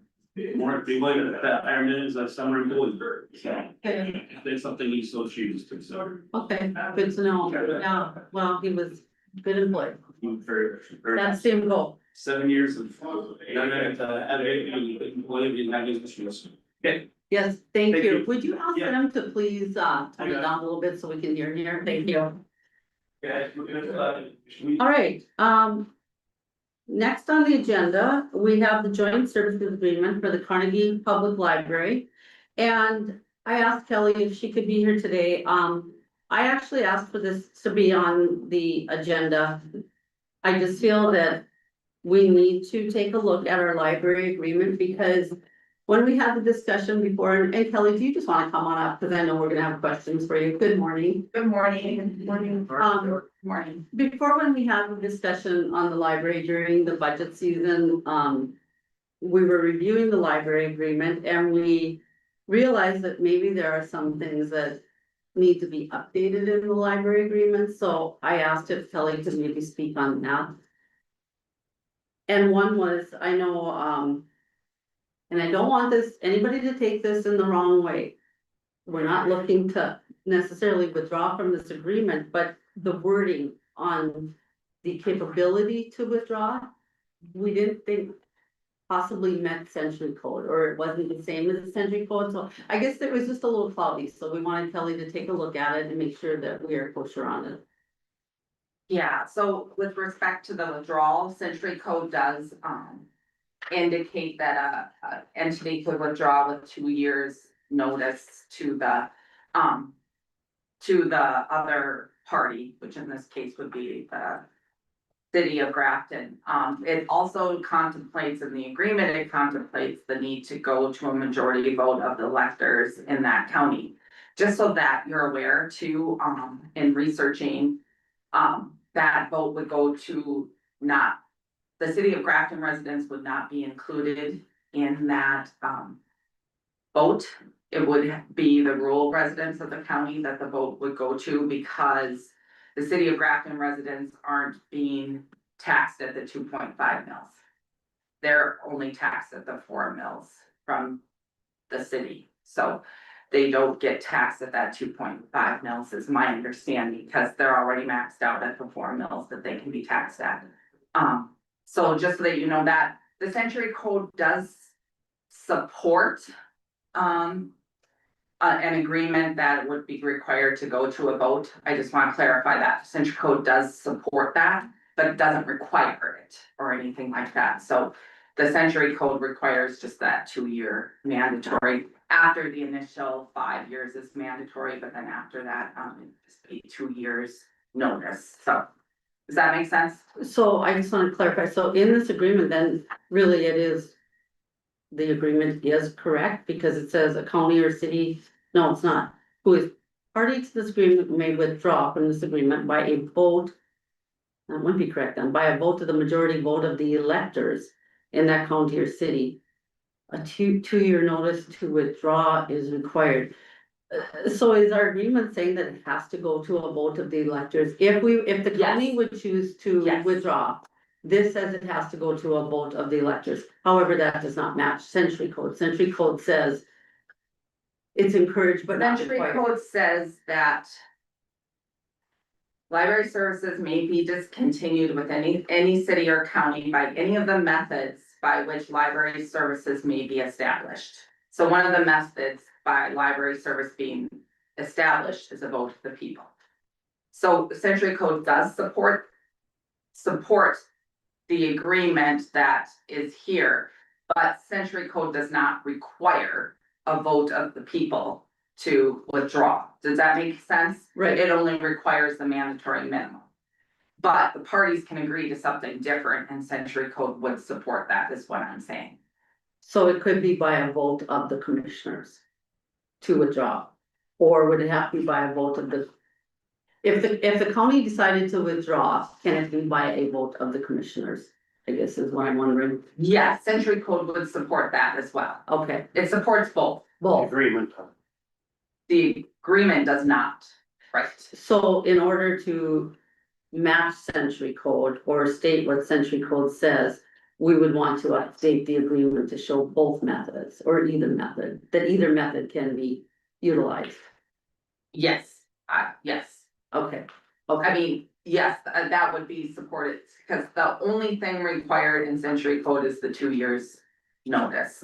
But parties can agree to something else. Does that make sense? Yeah. Okay. yeah, because when I read this, it sounds to me like we don't have any other option than to go to a vote of the electors, but maybe I'm not reading it. Yes, no, I would agree that this agreement calls for us to go to the electors. Yes. Okay, all right, Paul. Is the 2.5 mils and for the county and the 4 mils for the city, does that come from Century Code?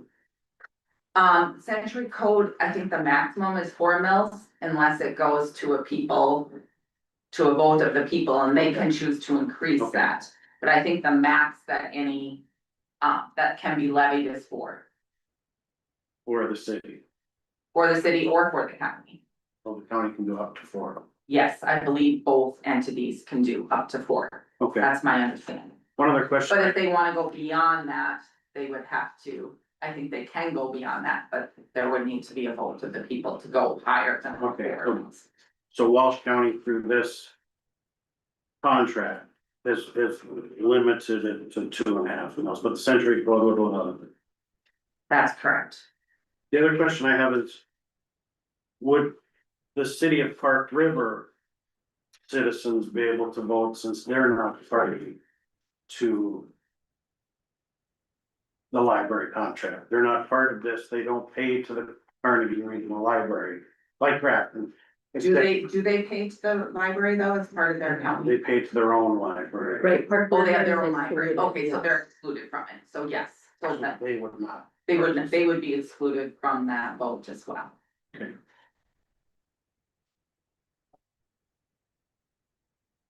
Okay, so as far as wording, that's the one area I feel that we should be cleared up on the contract or on the joint agreement. I guess I would just like to see that in writing on the agreement, what the options really are, because right now this is not matching Century Code, and I don't feel we should have an agreement that doesn't match Century Code. That concerns me a little bit. I don't think that's what she said, but I think she said Century Code would approve either. Yes, I don't think we're in violation of Century Code by having this in our agreement, if that's the question that I'm being asked. Century Code doesn't require this to be in our agreement, only thing that's required is that 2-year mandatory notice. So, but I do believe that Century Code supports it, and we're not violating it by agreeing to something different, like we have here. Okay, so I'm just gonna put this out there, say that years down the road, something. There's a reason why the county would want to withdraw. This agreement would allow them to withdraw without going to a vote of the electors? No, No, it would not. it would not. So if. You know, there's gonna be new members on this board, right? I mean, how many of us even knew what was all in this agreement until it came up on the budget? I think for clarification purposes and for future members, they have a right to know this. We've done the research now and they have a right to know that they do have the option to withdraw. If they choose to, they can either send it to a vote of the electors, or they, as a commission, can choose to put in a notice to withdraw in 2 years. That should be in the agreement. I guess in my thought, it should be in the agreement because that's what Century Code gives them the right to do. Otherwise, you could find new commissioners and they come on and they read this, they're not even gonna have a clue that that's an option. Because it's not in the agreement. Amy. Madam Chair, I guess the way I look at how this is worded is how I feel it would be appropriate. So the city of Grafton is not included, the city of Park River. In my opinion, I don't wanna make that vote as commissioners. I feel like that's not necessarily the voice of the people. I think it should have to go to the remaining people and then you determine what the feeling is. And that may be your opinion, but will that be the opinion of all commissioners or future commissioners? I just don't think. I mean, I think. If you lay it out and tell people what their options are, then they have the choice as to how they want to proceed. I don't like to. Hide things. I mean, to me, we're aware of this now and we're just gonna kind of keep it out of the agreement because we don't want that option in there.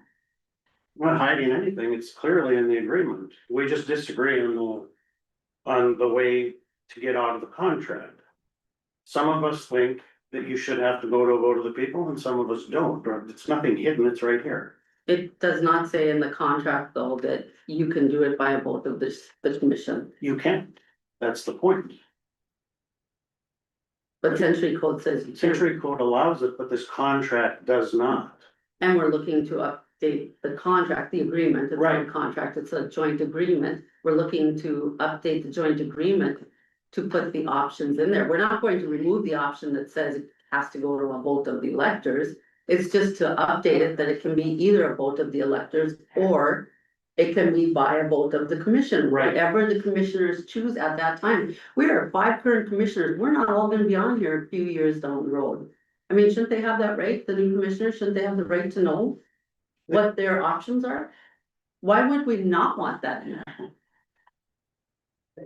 Okay, what am I missing? Well, because I feel like you could have 3 commissioners who have a vendetta to get the library off, and then you don't give the people a vote. I mean, that's how I feel it could go.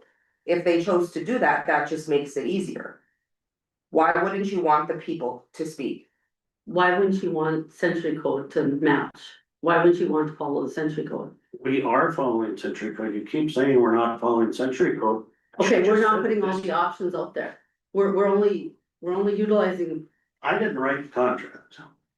This is the contract as it was written, and it complies with century code. But there are other options. Sure. We can, that I think should be included also. And here we are. That's exactly what I said to start with. We disagree on how this should be handled. But that's where we're at. I like the wording, as does Amy. And you don't, obviously. But it has nothing to do with century code. Century code. it has everything to do with century code. There is that option. Why is that an option not in the contract or in the joint agreement? Again, I didn't write the. And that's all we're asking is to update it to include that option. Both options. And I disagree with that. That's all I'm saying. Okay, So do we need to take a vote to? well, it sounds to me like we would need to. I didn't realize this was gonna be, I guess, such an issue. Okay, so that was one thing that came up, you know, this, you guys, this came up during our budget meeting, right? So it was something that needed to be resolved. The other, sorry, sir, did you? No, I think that's my hair. Oh, you're missing, okay. Hope the kid will come in. So we need to have a motion to include that option? I believe that's what we're going to have to do to. We'd have to go discuss it with the city of Grafton, or can we include it on our own? No, we need all the parties, if you're gonna modify an amendment agreement, the parties have to. Both parties have to agree to the amendment. Okay, So the first step would be, I guess, voting to submit whatever amendments you want, and then the next step is to go to the city. The city or the board? Both. They're all three party. There's three parties to the. No, I believe his There's question not. was directed to Kelly. No, so. No, the board isn't a party. It's the city and the county are parties Okay. to this agreement.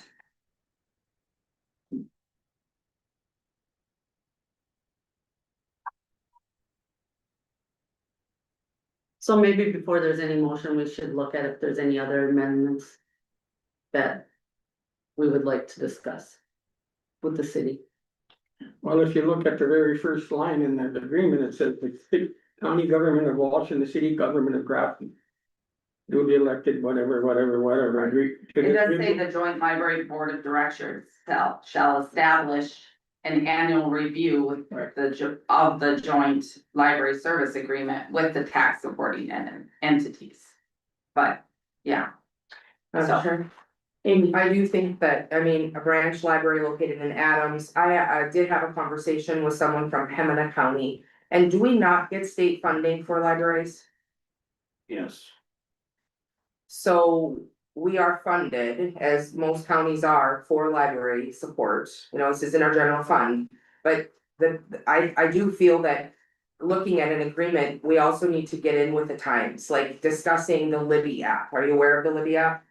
So the Libby app is literally free access to books on your phone, on your device, and they utilize that amongst cities, and that's how they determine funding. I think they have 3 libraries in Pembina. So it's a way to not have brick and mortar options, like, you know, in my opinion, Park River, that's not an ideal situation. You have a library in the school, but it's not open, you know, you don't have access. And in this day and age, we have access to books that this app could give, and that's how they determine funding, is based on it. So when I look at this agreement, I think there are other things that could become a solution to help update this into the modern times of you could see access from all the areas within our county. So it's not just where a library is located. They could be accessing through Carnegie, and it could give us a clearer picture of what's actually being utilized. I just don't think people know. I think education is vitally important in proceeding with this. Again, it's outside of the agreement, but I think it's important that we're looking at updates as well to maximize what we're doing instead of this being a brick and mortar in Grafton and questioning if it's value. I think there's more to do, more work. Paul, Just as a point of clarification, the library is a special fund, it's not in the general. Correct. Oh, I thought. I said it's not part of the general Oh, fund. I'm sorry, I didn't hear that. so back to your point, Amy, you said something about the city of Adams. Are you thinking that the agreement should be updated to?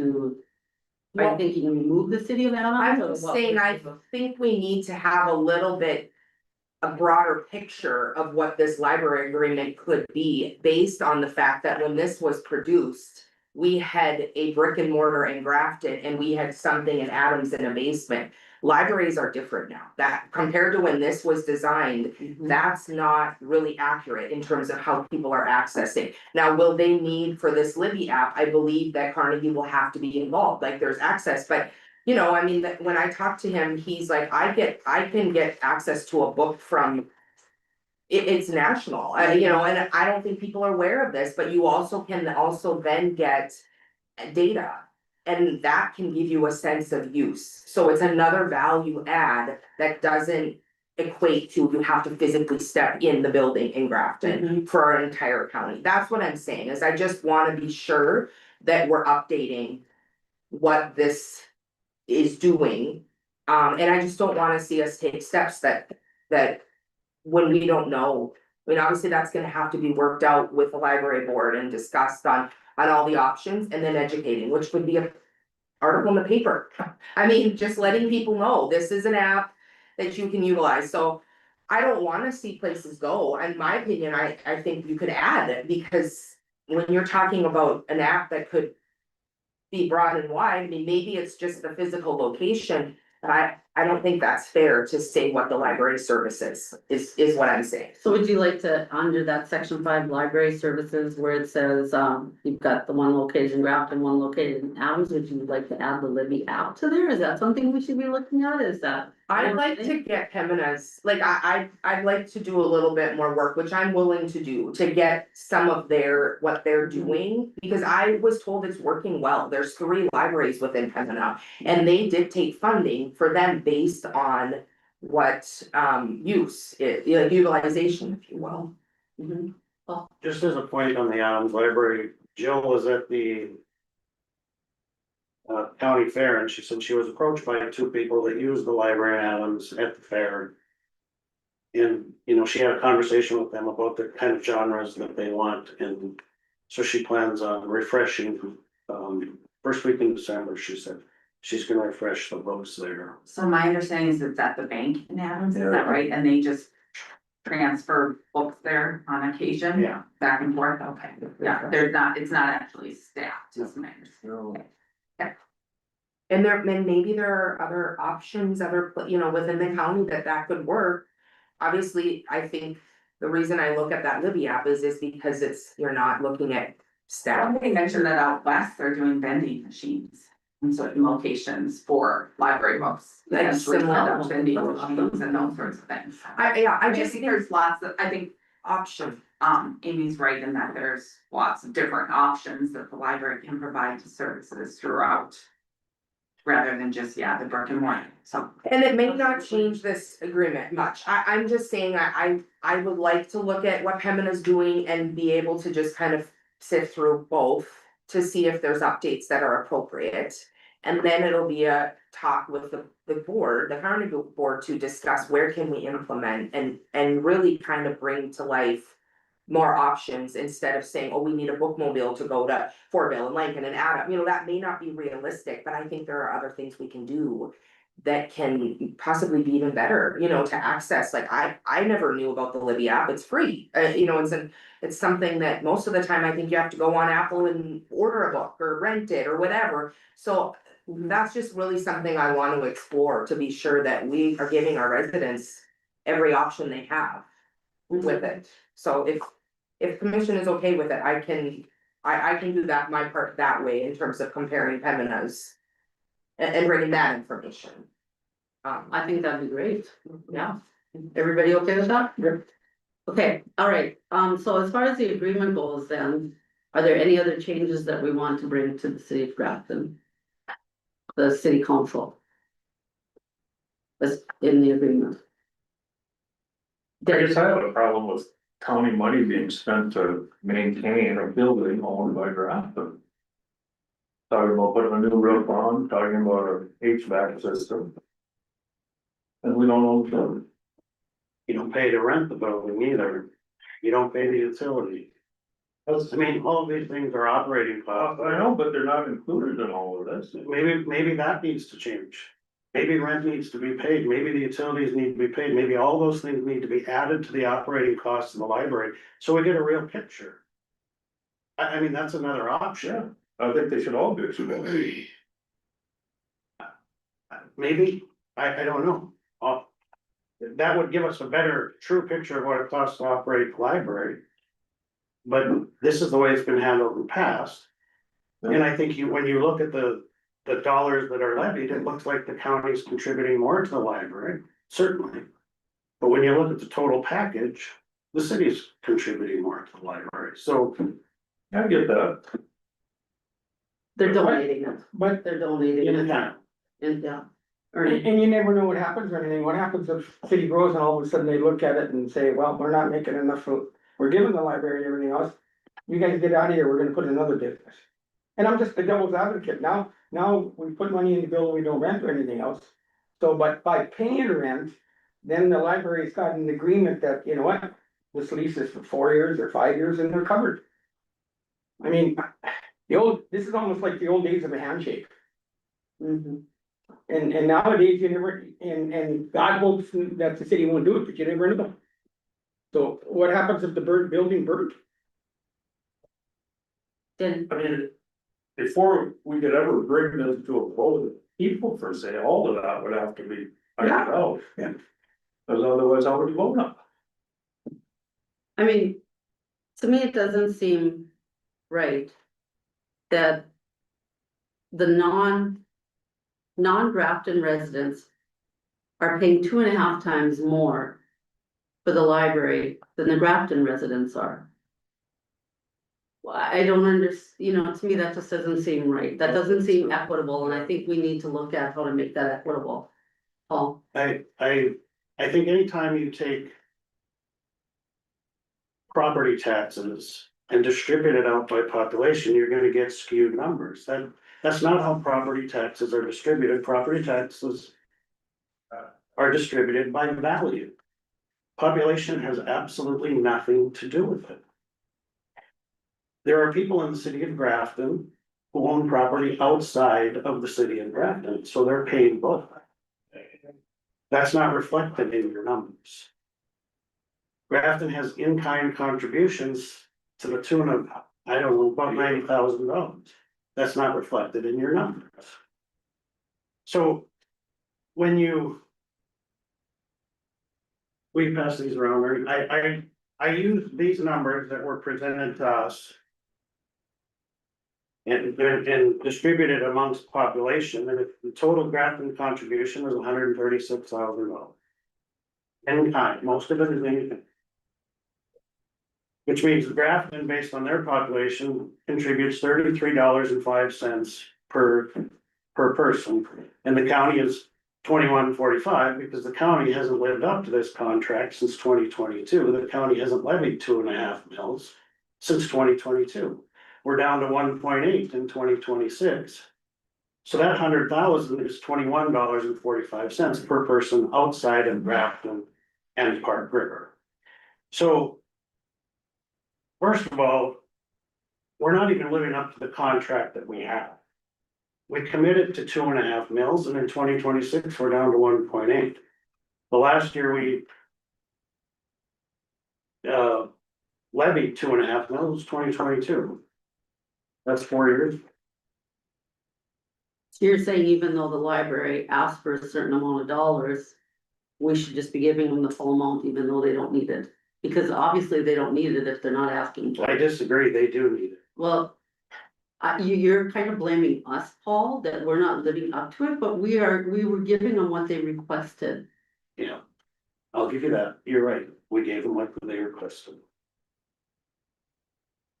Madam Chair, but I will also say that they were told and warned that we were looking at mills and then that was, they came to us saying with that in mind. I mean, I think there's something to be said about that as well, that they, Went to them and told them and warned them. well, all's on the board. Okay, did. I'm not gonna did say you warn, them? I did not Did tell you them warn? to cut their budget by 25%. I told them to be reasonable. That's what I told which is what I told my portfolio as well. I believe the whole county knew that we had a cap to look at. Denny, I think the fairest way, then we got a midterm election coming up next year, put it on the ballot. Put what in the, Do we keep funding the library at a county level? Let the people decide now.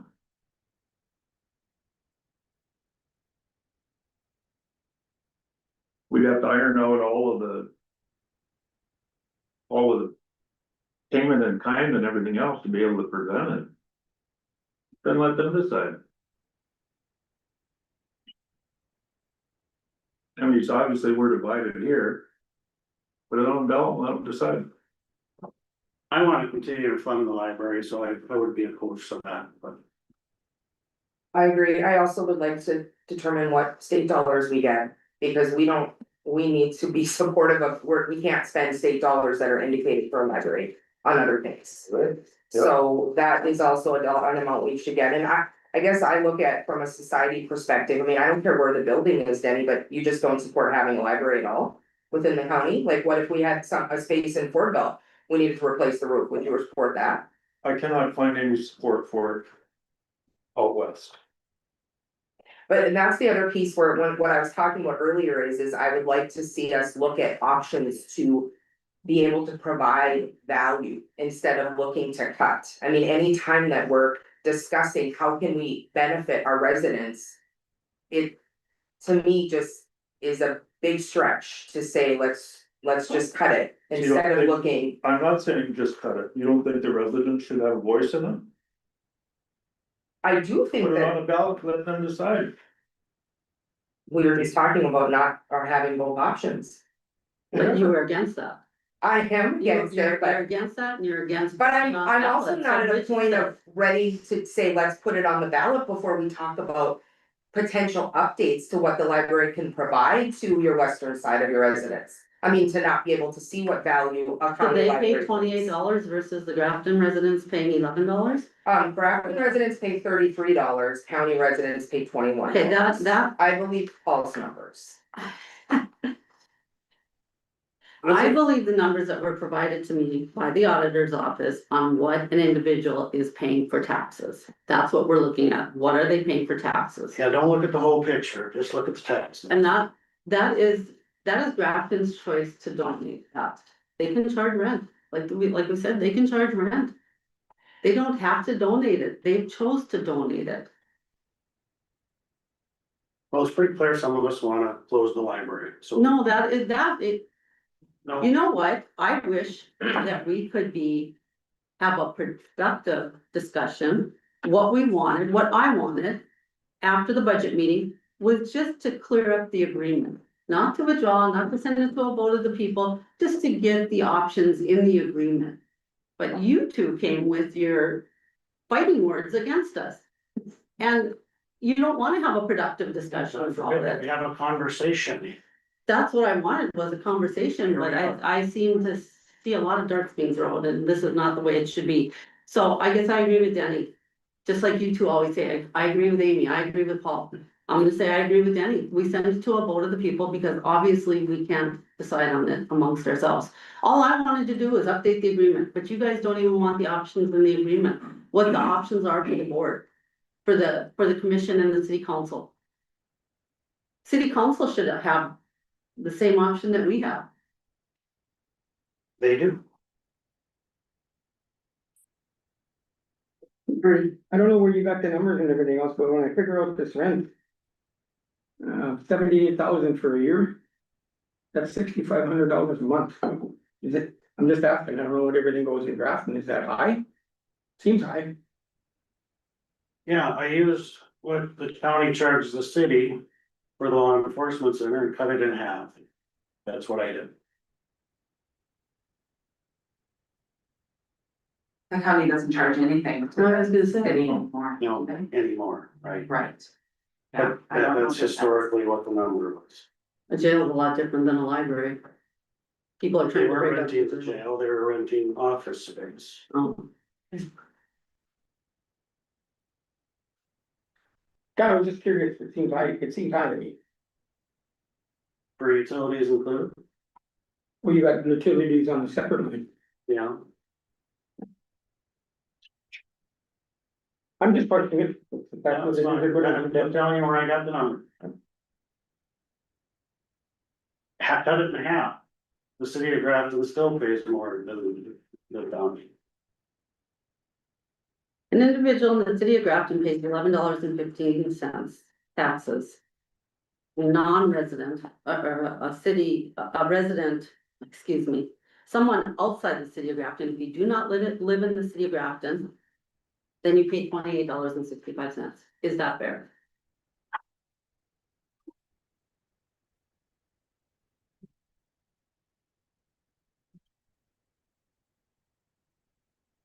I think we could put it on the ballot and then let the people decide it. Get whatever numbers we need to put together Okay. Is that a motion? and, yeah, I'll make that a motion. I have a motion. Do I have a second? I'll second it. Any further discussion? Hearing none, I'll take roll. Denny, Yes. Ernie, Yeah, Amy, No, Paul, No, myself, yes, motion carried. So this will go on the next election, next ballot. Yeah, do it on the primary or did we decide this on primary vote? what about the 2-year notice? What are we exactly putting on the ballot? If we want to continue with the library or not, right, funding the library or not, wasn't that it?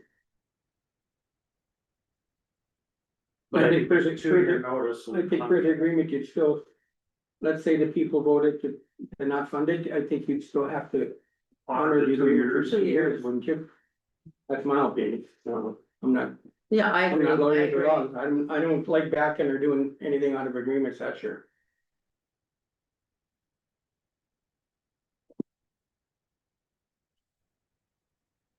That's the trouble, we as a county sometimes don't look at our agreements or update them as we should. Look at And that- that's all I wanted today was. You look at that agreement with Minto. I've changed how many times since Lawrence and I went with them in 2000, I think it was 11, when Avalon owned it. And maybe we relaxed, we should have done something there.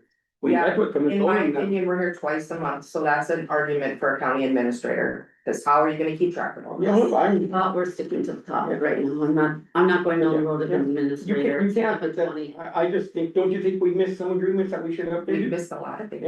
Yeah. I think, yeah, general, and everything seems to indicate general election, so So that's the following.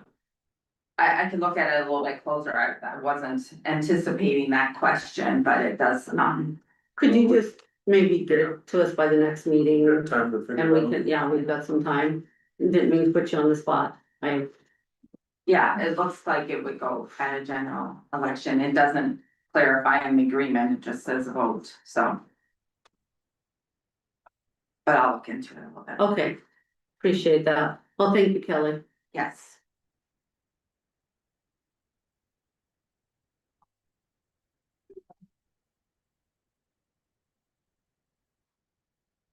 All right, I'm sorry, Mr. Guzdahl, I always want to say Guzdahl, Mr. Guzdahl, I'm sorry, we are running behind.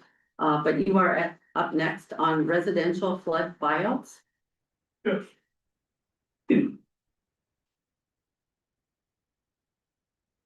So this is probably the 5th or 6th time I've been here, and there has absolutely no information as far as buyouts along the river. For flood relief. I read an article in the Grafton paper that the city of Grafton, nobody has to pay flood insurance. Has the county done anything for us on? Along the river? I believe, if I remember correctly, yeah, we just discussed this with you last year, wasn't it? What's that? Was it last year when you were in and we discussed this with you? Probably 2 years, I don't know. No, but it's prior to that too. Okay, So, okay. uh, Has anybody even looked into it? into buyouts along the river? Yes. Anybody in the county? Commissioners? Why not? How do we afford it? But How do we afford it? Most of the buyouts are federal programs. I was gonna say, yeah, we get letters from them usually if there's a program that offers buyouts. so how come we can go across the river here and it's Minnesota, it's done? I don't know, I'm not Minnesota, this is just the way it is here. We rely on federal money for buyouts. We don't get it, we can't afford to do it. So, okay, what dictates what federal money can be spent on, FEMA money? The government does, we don't. You don't dictate what it can be spent on? We have to have that money before we can spend it. And we can't get FEMA money unless it's designated. For flood damage, roads, bridges. FEMA designates that money to be spent on those projects. Some of our townships, Am I correct, Jason? Yeah, they have to meet certain criteria Right. for amount of damages for county and then statewide. And the state has to request an act from the federal government, and then it is approved. Your question would be more appropriately brought to the representatives and senators in this district than it would be to us. But that's for the other buyouts started in the county commissioners. I've not been a part of them. I have not been a part of that. No, I believe that, but I'm talking. Like you say. You don't wanna talk about Minnesota, that's fine, but that's where it started. So, okay. What is the criteria for what FEMA money can be used for? I have no idea. Jason, can you answer that for us? The stuff that I use FEMA money for is just solely for the repairs and existing conditions, to bring it back for roads and bridges. Designated disasters. There's designated disaster sites. But- They have to be approved sites by the FEMA. Doesn't that have to involve residential plus business to make it? Does not have to include both. If there is enough residential in it, it gets a different allotment, if I remember right, but it does not have to be a combination of residential. Oh, I didn't say that, but it has to be one of the things, right? Yeah, but I think both have different numbers. I don't deal at all with residential, so I don't really know on that aspect of it, but as far as I know, that each has to have a criteria allotment for a threshold in order to qualify. Well, what kind of irks me is here, FEMA money was spent to put in the crossing. And these people don't live in the county, they don't pay no taxes on that land, and they don't work. But here, our county commissioners decided to spend a bunch of money to build that. Or were you referencing to? This is Leslie Crossing. Ernie, you should know about that. You were That full was of the work. that was the FEMA project way back. No, Jason had something to add to that. So they did, the commissioners did, in like, I believe it was 2018, the last FEMA said that they would put the funding and money into it one more time. And that was with that FEMA funding. With the last big rain event that happened in the St. Thomas, it washed out that crossing and the county has is not putting any money back into it. We abandoned it and we have a road closed crossing and barricaded it off. We're not putting any money into that site any further. But how did that start? That's before my time. See, that's what makes it kind of uncomfortable for my situation. Here I am. I can't dike. Because it just won't work. And here they spend thousands of dollars to take care of people so they have easy hunting. access to their hunting ground, and like I say. They don't pay taxes. Sadly, we're talking about two different things here, right? You're talking about access, but you're talking about a buyout for your home, is that Right, what you're But requesting? I'm talking because. The last time I was here, Ernie said that there was no money available because there was no FEMA money. But prior to that. When I asked about getting buyouts, you said there was no money, but afterwards, all of a sudden, there's all kinds of FEMA money spent for that. You're talking two different programs. Two different Right. pools of money. I don't decide which one. Wasn't there a chance to have a buyout in the earlier years? Along the river? Not a buyout, Well, whatever you call it. insurance. Flood insurance. I guess And we, okay, we only follow the demographics and the policies of the FEMA that we get offered. We can't offer any more or anything else. I mean, we get turned down on some of our projects on the highway because we don't do it right, or even the townships. There's a couple of them that didn't fill their paperwork out. Had disaster. Didn't get the money. So. but you sit here still and haven't answered me, how did that develop when there was no money for buyouts? You're talking two different programs, and that was a disaster. FEMA, that was a flood deal. Where does But where does buyout money come from? I haven't federal. What? Federal, I suppose, there's two different programs, one you'll qualify for and one you won't. So like buying a house, you might qualify for this program to get funding for your house, but then you go over here, you won't get funding. I don't set the rules on the FEMA projects or what they give money to, we just follow. You follow?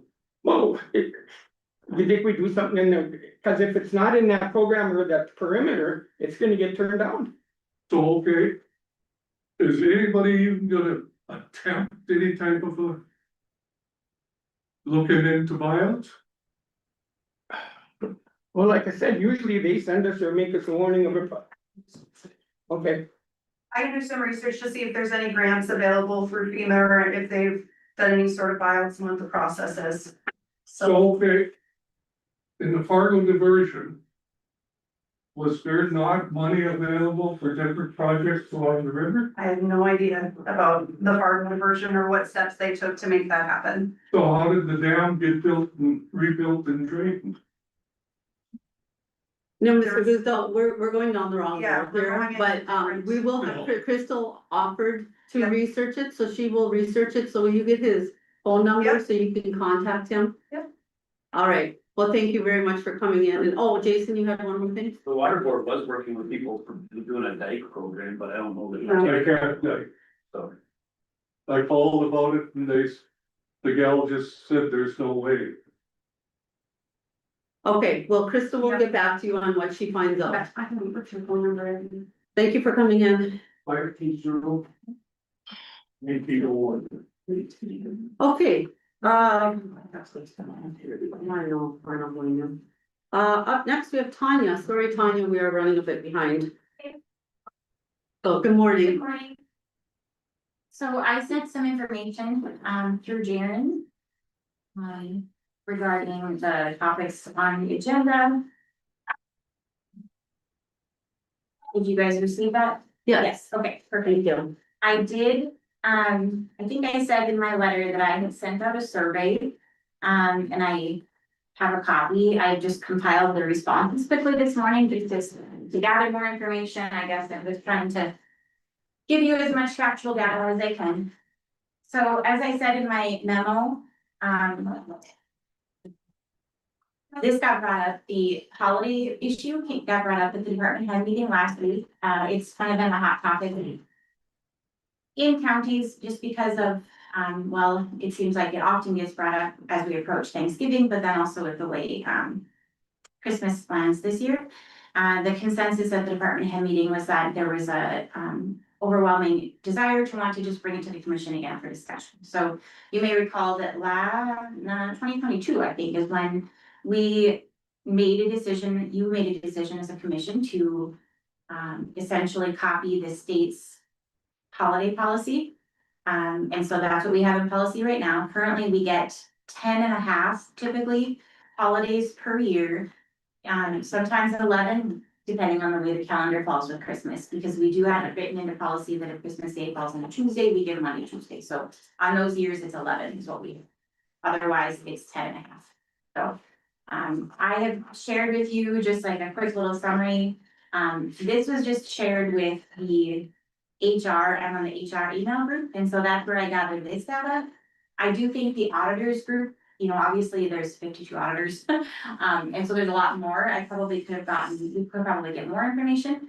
NPACO always used to ask this question in their benefits survey, and I was going through their data and I couldn't find it, and I was in contact with Linda Spyhovic at NPACO, and the data is not in their survey for 2025. I don't know if it's just they collected it and it's missing. She shared a copy of the whole Excel file. It's not there either. So I'm not sure where that went, but that usually would just tell us the total average number of or the total number of holidays each county provides. So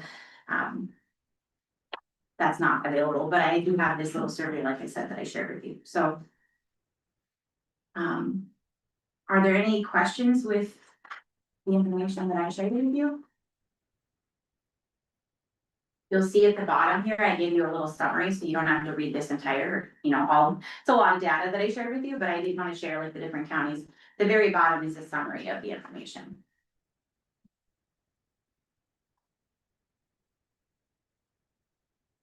Any discussion? I'm sure. I'm in favor of the Thanksgiving, just because I would agree that I think, that day after tends to be pretty low traffic and. The Christmas one is a little different based on how it falls, you know, within the year. So I see that one more as if people want off, it's a vacation time, if we had to choose, I guess, between the two. Even if it's discussion, but that's kind of, I see that. Okay, Jen? We already have a policy established. I would suggest we abide by that. Hillary? I was planning on coming anyway before this was brought up. I think Alan's the one who initially raised it in an email regarding the holidays and the recruitment and retention and those sorts of things that we look at. Every year I get notification of all the counties that are closed for Juneteenth, for the Friday after the Friday after Thanksgiving. Now it's gonna be the Friday after Christmas. You look at what Stutsman County is doing with their holiday policy, and they're adding a lot. Part of the reason is because they have a retention and recruitment issue, as do most counties. I think we need to take a look at it. I think that it shows a lot of appreciation to our staff to give them that additional time off, especially when it falls on a Friday after Christmas, where they don't. Cause we still have to staff. There's still somebody that has to be here that doesn't have an option of taking a vacation day. And so I think the county needs to look at that as a recruitment issue, as a retention issue, as an employee appreciation issue, when we have all these other counties that are not following state holidays and are adding all of these as a way we compete with those counties as well. And so I also, and federal wise, you know, they give out admin days to their staff on a regular basis. It's amazing how many administrative days my husband gets, and that's an employee appreciation way that the federal government does it. Plus they also have, I think, significant more holidays than we do too. So if you look at what the other governments are doing, I don't think it's a big ask to add the Friday after Thanksgiving when we have virtually no traffic. And I would suspect that the Friday after Christmas, we're not gonna have any traffic either. For the same reasons we don't have any traffic the Friday after Thanksgiving. And then I think that, you know, potentially you look at adding other holidays as a recruitment and retention issue. And I'm saying this on behalf of the employees because I told Ernie that in the department head meeting, I don't really have any skin in the game. I'm an elected official. I can take the days off that I want to take off. But I think it makes a difference to other employees when you provide them with those additional days to spend with their families, especially around holiday times. I guess we talked about it. I've been thinking about this a lot and everything, and, you know, we took their health insurance out of this year. And I've been thinking about the 2 days, the Friday after Christmas and the Friday after Thanksgiving. I'm not quite sure I wanna give them both, but in a way of appreciation, I think it's more important that we give them the Thanksgiving one off. Just to make them feel a little better. I think we stung our employees a little bit when we changed that health insurance. And remember at the budget meeting, we tried changing it back? And we didn't because we were late. So next year I'd like to seriously look at it, and I'm still gonna say it. You know, maybe if we gotta spend the budget down, we do it and get that health insurance back, cause I think if you talk recruiting, that's one of the big ones. But I'd be in favor of giving it Thanksgiving Friday off, but I guess Christmas week, and I know it's this year, there's one, but you could look at it annually and decide on that one, but you know, Thanksgiving is always on Thursday. And that's just me, I just think that maybe just for a little bit of thank you or appreciation that the Friday after Thanksgiving would do something for us. Well, Does anybody know the additional cost to this based on people who have to work? When it happens, Well, if you look at the, straight time, straight down? Straight time. So that's what we pay for holidays, for our essential employees, so depends on your department and what you're willing to do, so we have 3 different options. Your employees can take your holiday straight time if they're not working that day, or even if they are working that day and they don't have very much vacation or sick leave, if they wanna take that as comp time and not get paid for it, they can.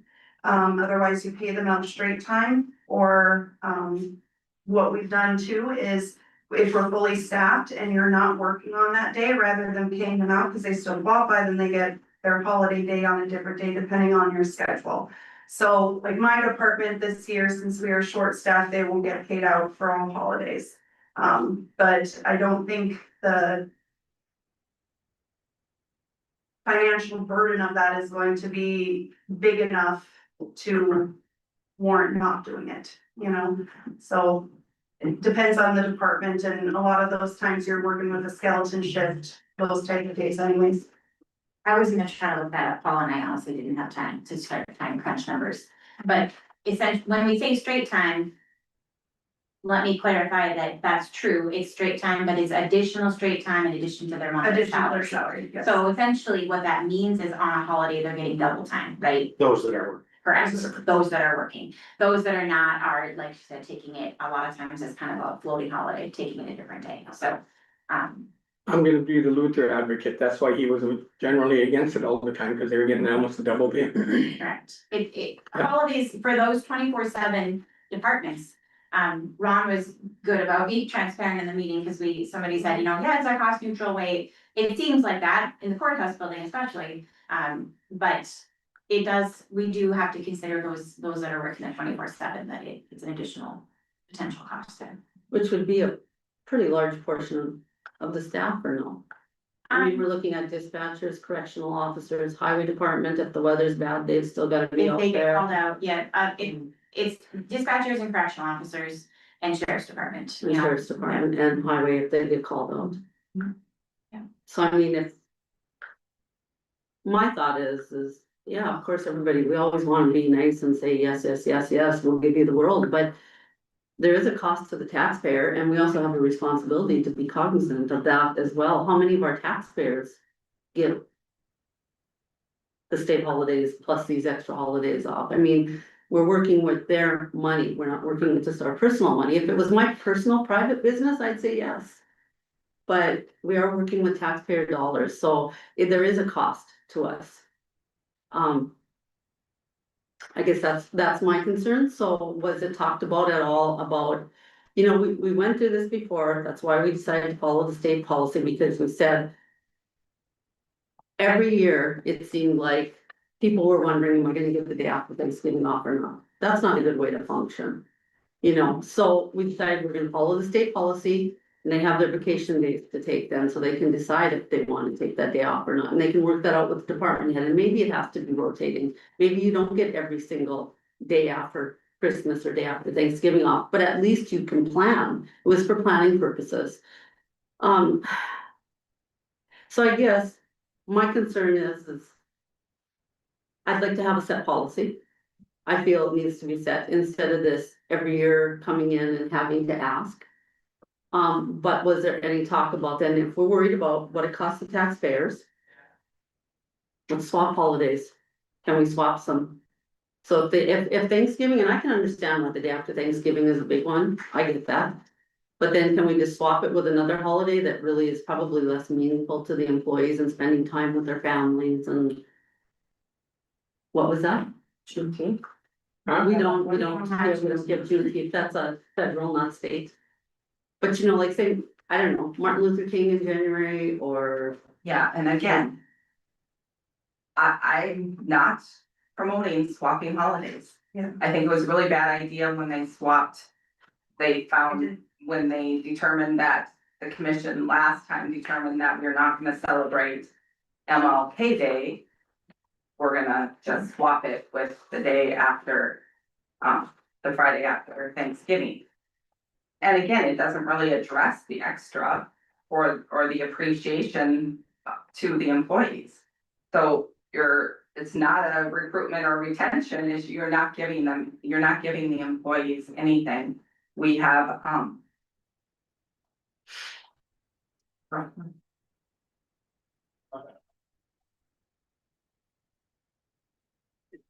I see your side of it, Kelly, I really do. I mean, I was an employee at one time too, I get it. But it's just that we also have to recognize that we are working with taxpayer funds here, and it is going to be a cost to the taxpayers as well. And not only that, the but not taxpayers being able to come- retain or hire employees is also. I don't really feel like getting the day after Thanksgiving off or not really is gonna have somebody say I'm leaving or. Well, and I don't really feel that getting the day after Thanksgiving off is really gonna affect the taxpayers that much. So. Jason. From my standpoint with the highway department, it would be, beneficial for the few of us that are in the office. We don't have a large staff to swap people around and things. So it would be very beneficial. There are plenty of times where the highway guys were on a weekend, I'm canceling their plans because we got a storm coming through. So they have to be here for that. Forecast right now, knock on wood, they'd be able to actually be able to plan on taking the day off. For later on this summer or this winter, we're gonna be making phone calls, we're looking at forecasts and phone plugs in people's plans. And yes, it's part of the position that they have, but it is something that could help them. And kind of give them some appreciation. I will agree with that. I understand both aspects of it, but from my staff, that's how I can. It would be beneficial for them. So if, say we were to approve the day after Thanksgiving, where does it stop? I mean, is it gonna be now we want Stutzman's policy? And I think Stutzman went way overboard in my opinion. But is that gonna be? But I think counties are in a position where they're having to look at those things and go way overboard. They're not just doing it because they don't care about the taxpayers. They're doing it because they care about retaining and recruiting employees. So yeah, I mean, yeah, first glance, that does look like it's going overboard. But there's a reason why all these counties are doing that, and we compete with those other counties. I mean, so I don't think it's a big ask to say that if Christmas falls on a Thursday, that we get the Friday after Christmas off. So how do we? And yeah, I think you're gonna keep getting these asks because the employees are looking for them. Especially when they see other counties and what other counties are getting for days off. They're So comparing. when our taxpayers come to the courthouse to do business and we're closed because a prior president died, because that's what Stutzman's counties is, they're going to follow every closure Well, and of I'm not federal saying and that state we're- government. I mean, I think it's overboard. I don't think we necessarily have to follow Stutzman's to a T, but I do feel like it's beneficial to take a look at ours in comparison to some of the other counties that we compare our salaries and benefits with, to see what they're doing and where we're at. So we might not need to go to as an extreme with that, but looking at adding some additional ones to benefit the employees here, I don't think is a terrible ask. If it's 1 to 2 days in addition to what we're doing now, if it's 3 to 4, Stutzman has quite an elaborate one, so I don't expect for us to just be like, oh, let's do exactly what they're doing. But to at least take a look and take some time to say, let's look at this and see what we can compare it into what we're doing with our salaries and our benefits with these other counties, and how do we stack up against them, and what more can we do for our employees? I don't think that's a big ask. Cause look at Cavalier County, for instance, and Pembina County, they have more holidays than Walsh County does, and those are counties right next to us, so. Don't they also do half day on Fridays? Is that gonna be next year? Are we gonna want half day on Fridays? Well. I mean, that's what I'm saying. I know, we're but I opening mean, up a giving can of a worms. little doesn't mean that you're giving a lot, showing that appreciation by adding a couple extra holidays is not opening the door to working half days on Fridays, you know, Well, I mean. I mean, when I say opening the door, the Stutzman policy was included in our packet, was it not? Well, yeah, just to show you what other counties are doing. I included that simply to show what prompted the whole discussion, because that was shared with the department head group.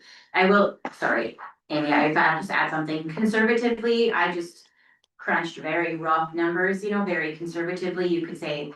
Very conservatively, it's about $1,000 per day, if you're looking at those, those 24/7 offices, that's a very ballpark figure, so please don't hold me to that really strictly, but I'm giving you a ballpark. Okay, all right, Madam Chair, so we would be able to document though, if we decided to declare, we could determine what that looked like for 2025. I mean, I will say that I don't think this is something we can put in the sand and say this is how it is forever. I agree, retention is vital, turnover costs a ton of money. We are not benefiting by struggling with that, so. But if we do it, I would like us to be able to prove or disprove if this is a benefit for us, so that come 2026. That maybe that changes, maybe we do have to look at something different, so it's not a necessary guarantee. But if it's $1,000 a day, that's $2,000, I mean, even if it's 3,000, whatever. Yeah. I would make a motion that we grant the day after Thanksgiving and the day after Christmas for 2025 for our Walsh County employees.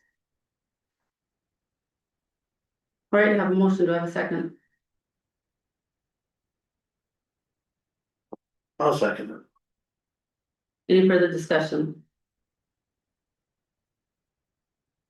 Then, I guess after listening to the discussion and Ernie bringing up which I totally neglected, the part that we did cut their health benefits, and yeah, I guess I'm for it. Yeah. You changed my mind, was your motion for 2025 only? yeah. Yes, So we're for going this year, and I would like their I would like us to be able to. Have some numbers to show what are we spending, because it might make decisions easier to just say this is what we're doing. It's not costing us as much as we think, or vice versa, but yes, my motion is for this year, and then Tanya, we look at it. And work, so it will have to come back up. To maybe budget time or whatever. Okay, and don't we, if we're going to make this permanent, we would have to have it in policy, and then we have to have the 2 readings, You have correct? 30s, yeah, we have it built into policy, there needs to be a second reading 30 days after. Correct. I was sort of the devil advocate at the meeting, because they said, well, if we give I don't have trouble with Thanksgiving, it's always Thursday, Christmas floats. What about the 4th of July? That'll be the next one, because it's gonna be weekend and everything else, and I think I was there. Well, and that was one of them ones that Stutzman added, they built that into, and Stutzman really went, they added Maybe, a lot. yeah, maybe if we move forward, we can say Thanksgiving every year, and then you work at the Christmas one. If it's on a Thursday, you give a Friday off or whatever, Sunday, Monday, Tuesday, or whatever you wanna do, but. It's built in I think- already for currently policy states, if Christmas Day falls on a Tuesday, we're giving Monday. Monday off, Yeah. right? Madam Chair, as a business owner, what I will say is that I believe when you have employees and you grant them things that will benefit their life. You will see that, I believe that you will see their productivity. I mean, I just believe that you're giving them the opportunity to show you, what they can do, and what I've learned is they're as productive in the 3 days of Thanksgiving week as they are if they're in on Friday. That Friday, if there's not as many here, I think productivity levels would be low, in my opinion. So that's how I choose to look at it, that you give them some things in life you might actually see. I would love to be able to put some numbers to that, Yeah, because yeah. I think it would prove it.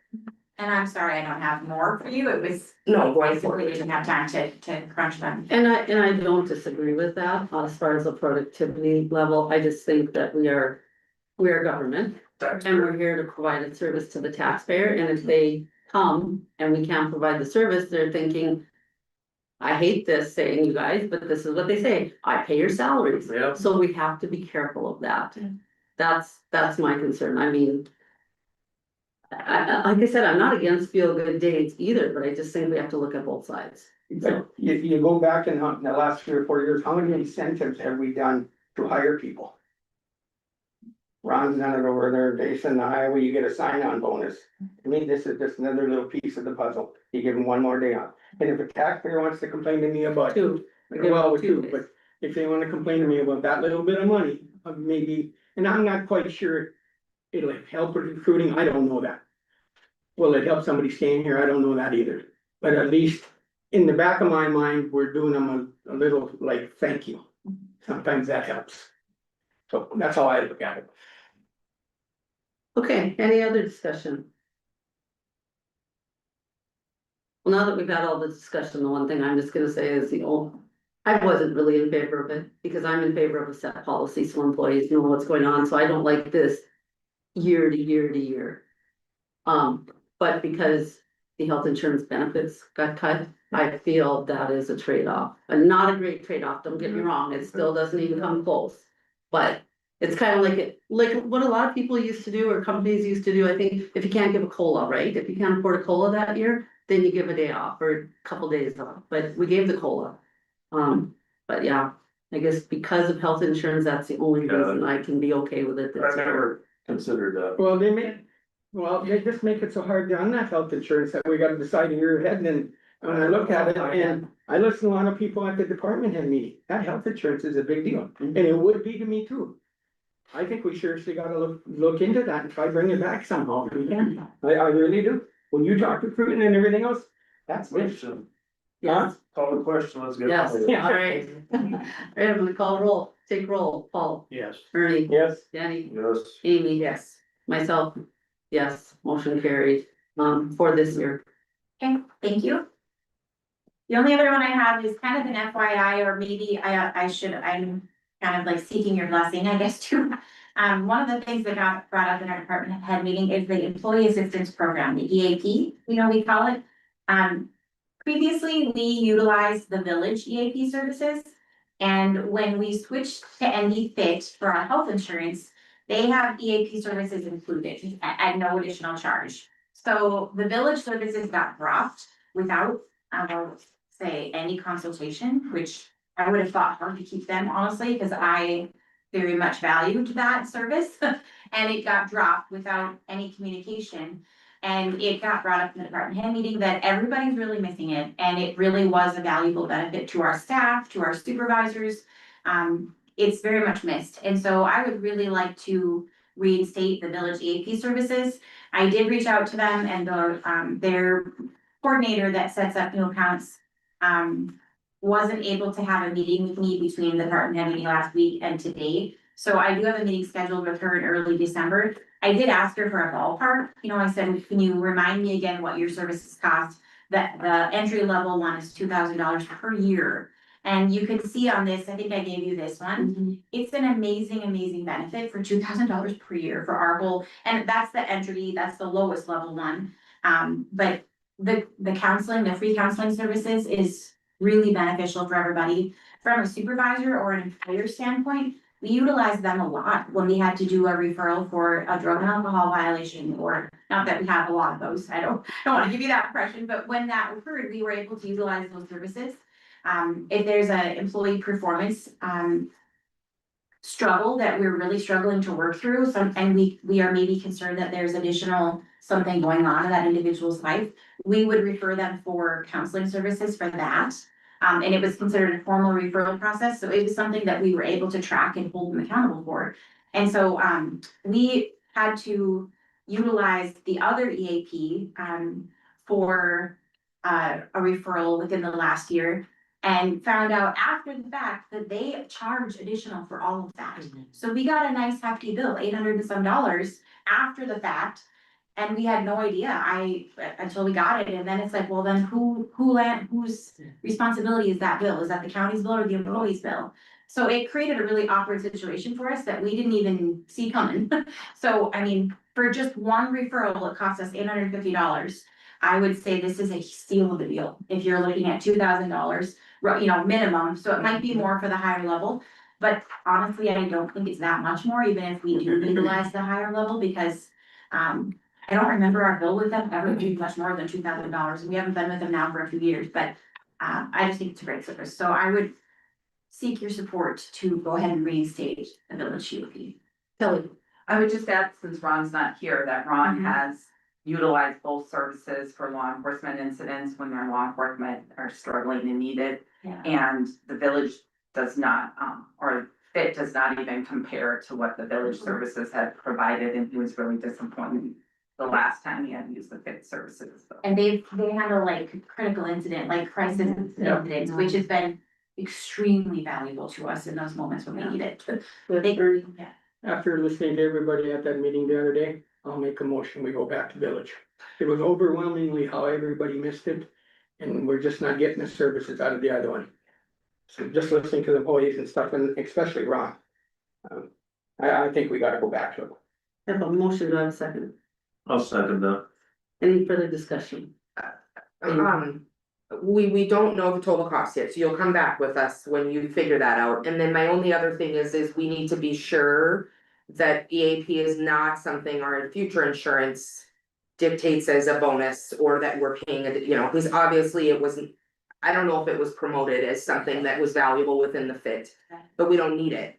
Right. If we we're, don't need it, yeah. that's just kind of a And I side note. right, I will say, like, looking at this, like, if you, look at this little matrix that they gave us, the EAP options is the third column, and for the referrals, all of the referrals are purchased separately. That's not the one I would want. I want the one where it's all included all in one, and so I would be looking at the first or second column is what would be most valuable to us, and I honestly think it's worth every dime, because like I said, one referral cost us $850, so, timing wise, that meeting, she's gone for an extended period of time, so my meeting with her is immediately after your first meeting in December, the 3rd or 4th. So I won't have it for the next meeting, but I would share with you for the second meeting in December, so.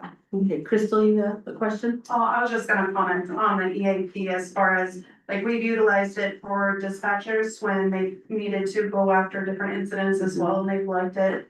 I've utilized both EAPs for mental health, just for personal use, and the village is by far superior than FIT could ever offer you. I mean, the timeframes that they offered you, like, I like that the village offers you both in person and or telehealth if you like, whereas the FIT, you can only do it. So when some of our dispatchers are utilizing it, they were driving on their off days down to Grand Forks because in person works so much more better for them. The availability that you get with the village, as far as, we would get, 4 sessions at an hour-long session per person in your household, that, by 5 people in my household, I could use all 4 sessions for each person for me to handle my business if I needed to, whereas with this new system, it was not like that. You get 8 half-hour sessions, which don't touch on anything, and you can only use it for yourself or for that person, and just. I think we're sold, I think we're on. Yeah. I do have one question. I do have one question, through FIT, can we drop that portion of it next year? As say we're still with it I'm next year. looking into it, but Can I we drop don't, that portion so we're not paying for it? right, I think it was just thrown in as this is included in your premiums and your Okay, plans. and I then don't drop think we were the ever rest. paying extra for it, but I'll verify that, Okay, because we obviously don't need it and it's not of value to They us. wouldn't let us Okay. change anyhow because of your. no, not this year, but I'm just thinking in the future, Amy. I would just make sure that, Kelsey, you make a note that this is added within the health insurance budget or benefit budget or whatever, so that Discussion. we're having it included as part of that. Okay, For next any year. other discussions? Hearing none, I'll take roll. Jenny, Yes. Amy. Yes. Paul, Yes. Ernie, myself, yes, motion carries. Hey, thank you so much.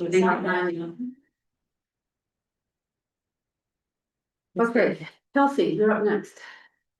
Oh, yes, okay, so since I'm going to be leaving, we are needing to get a motion from the commission to approve, to have Lorna on the bank accounts, Okay, so she can access those.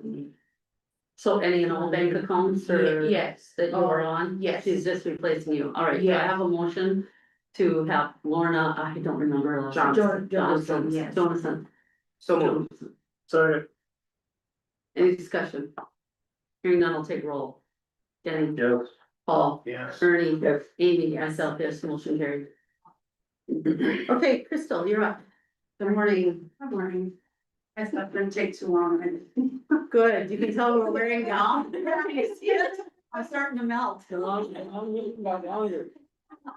All right, so the first quote that you have in front of you is for stones.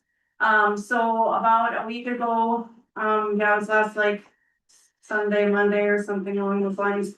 We were having issues with County Net, one of our radio stations for a lot of our first responders on the west side of the state utilize. We were trying to troubleshoot, go back and forth. I got stones. They weren't able to come up until Wednesday to kind of look at it. Then I got a quote from them that day. So essentially the tower behind the LAC, the antenna back there is damaged. And so we need to fix and replace it. So that anytime the wind is kind of going a little bit more now, it's kind of causing connectivity issues. If it's kind of calm, then we're gonna be able to utilize it, so we make sure all our first responders know. I did talk to Amy about, can we move forward with this quote, because I don't know how long it'll take to get parts in.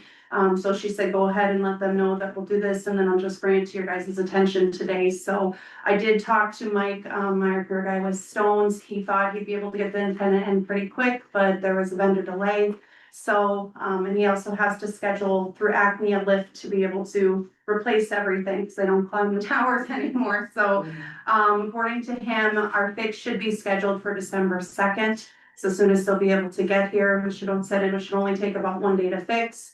County Net will be down for about 3 to 4 hours. And then while he's up there, there are also any other cables that are out that seem to be loose. They're gonna try to tie down and make sure they're connected properly, so we don't have issues with others. So when you say County Net will be down for 3 to 4 hours, is that our 911 calls or? No, it's just radio. So we Just have radio. state It's only one, radio, we have okay. PD Net, we have, yeah, so we have additional ones. So our first responders that utilize County Net regularly have been notified to switch to state one. We just don't always get great coverage on the Okay. western part if needed, so we do have that backup. Got that. So, and if for some reason none of that's working, call into us, but the sooner we're able to get parts ordered, the sooner we can get the fix done. So that's our quote. We have money in the budget to take it for the end of the year, so situated, I guess, as long as you guys don't have any questions or concerns. Sounds like it was already approved, so I think we Yeah, have to go, we- right? we don't need a. I had to do. not- Yeah, it was a yeah, had I to get that, kind you of have thing. to keep business running, so. So, and the second one is I Am Responding. That is the app that we utilize with our first responders for our text paging. Majority of our first responders and fire departments and stuff, most of them don't carry pagers, they utilize this. So we had a 3-year contract with them that is up at the end of this year. So we need to get this, signed for them and say that, yep, we're good for another 3 years with the amount that's will be $5,723 for each of the next 3 years. That's the contract. Going through this, it doesn't look like I need you guys to sign off on it. I just would sign off and send it back to them. As long as we're accepting of it, but I do need your approval for it. So that's the factor then budget wise as well. Okay, do I have a motion to approve the I Am Responding contract? So moved. Have a second? I'll second it. All right, any discussion? Crystal, can you tell me, I assume the stones that was on your maintenance budget? Yep. And then this one would be out of the, That one we paid out of our capital outlay dispatch / our old LAC budget before. So this is a little bit higher than what we had budgeted for last year, but I have additional funds out of the 911 stuff that I can offer, so. I'd just like to say on the I Am Responding, I know, when we decided to go with this a few years ago, married to a first responder, this was such an upgrade. Yes. It's wonderful, I think you're getting a big bang for. Yeah, $500. I'm on every single first responder one through I'm responding on my phone, so I I don't have all the notifications turned off, I'm not that crazy. But I have it so that if anyone's saying that they're having any issues, I can see what it looks like on my phone for what they got, but yeah, just to be able to. Cause I've seen when I send messages, then I always check to make sure that everything gets sent out and that everything's, it's instantaneously in comparative to what we had before. Well, and they all have their phones with them, but they do not all have their pagers on 24/7, so it's just I think it's a great thing. All right, any other discussion? Hey, hearing none, I'll take roll. Paul. Yes. Jenny. Yes. Amy. Yes. Ernie. Yes. Myself, yes, motion carried. Thank you, Crystal, Thank you. appreciate it. All right, let's go to, was there anything received for public comment period? No, nothing, okay, thank you. And then, Amy, you have a dispatch update? Yeah, so just so the commission is aware that Christy and I will be attending a meeting with the city. Next Monday, discussing resuming dispatching for the city of Grafton, so. Just want basically an FYI so that the rest of the commissioners are aware. Jenny, yeah. Crystal and Ron gonna be there. Correct, and so will Chief Dumas, Administrator Ziegelman and the mayor.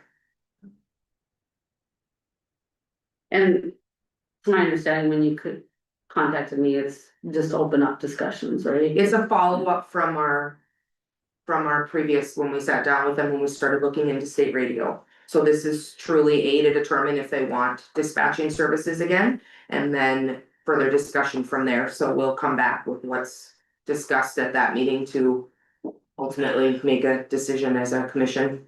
But that's the goal, is that we can What day was that? get back Monday, the 24th, next Monday. So is that fine with everyone? Okay. All right, next was, Paul, I believe you added this, the operating costs at the jail or something? Yeah, I just had a question and I don't think this has ever been addressed, and so I wanted to ask the additional operating costs, I think calculated for the new jail would have been, I think if I remember right, it was $250,000 or $260,000. And the plan at the time of the election was to continue with 4 or 5 mills to cover that additional operating costs. We can't do that now because the mills didn't pass the election. So have we discussed how we're gonna cover that additional cost? If we have, I don't remember. I don't know that we discussed it in a meeting, but I did have the same concern, so I asked Ron about that. And he said that, if I remember correct, I'd like Ron here to answer that. Yeah, I assume. But if I remember correctly, he said it would come out of, like our transport costs for one thing. He said what we're using for transport costs now, different things like that. So he felt that we would be able to cover it, but again, I'd like him to answer that. I didn't really expect an answer Yeah. right away. It was just something that I thought should be addressed, cause I never really thought about it Right. until recently. And it's a big number, so I'm happy to wait till the next meeting or whatever. Yeah, maybe you wanna give him a heads up so he can be prepared for it. Sure, I'll do that. But I do know I asked him because I thought of that right away as well, so. Okay, I'll get in touch with Ron. Okay. Okay, and then I had, I put portfolios on here, I just wanna mention, I don't remember exactly when we. Did the portfolios, when we did read out the portfolios last year, but I think it was late, I feel like it was into January. And, I guess I just would like to make a suggestion that I would prefer that we do it in December, because. Several of our boards that we serve as portfolio holders on begin their year in January. And they would like to know who the portfolio holder is gonna be, so I've had that question from a few of the boards that I'm on. So I would just suggest that we do it maybe at the first or second meeting in December, so we can have it all set up. So maybe start thinking about portfolios. I believe next meeting in December now will be election, correct? First meeting in December, I think, is the election, if I remember right. It was new offices, Mhm. So I don't know if we wanna do it that day, or if we prefer to, give the new chair a chance to conduct the meeting and then do it at the following meeting, but. Either one. Just wanted to mention that. Okay, is there any other further business, any unfinished business? Hearing none, meeting adjourned. Yeah,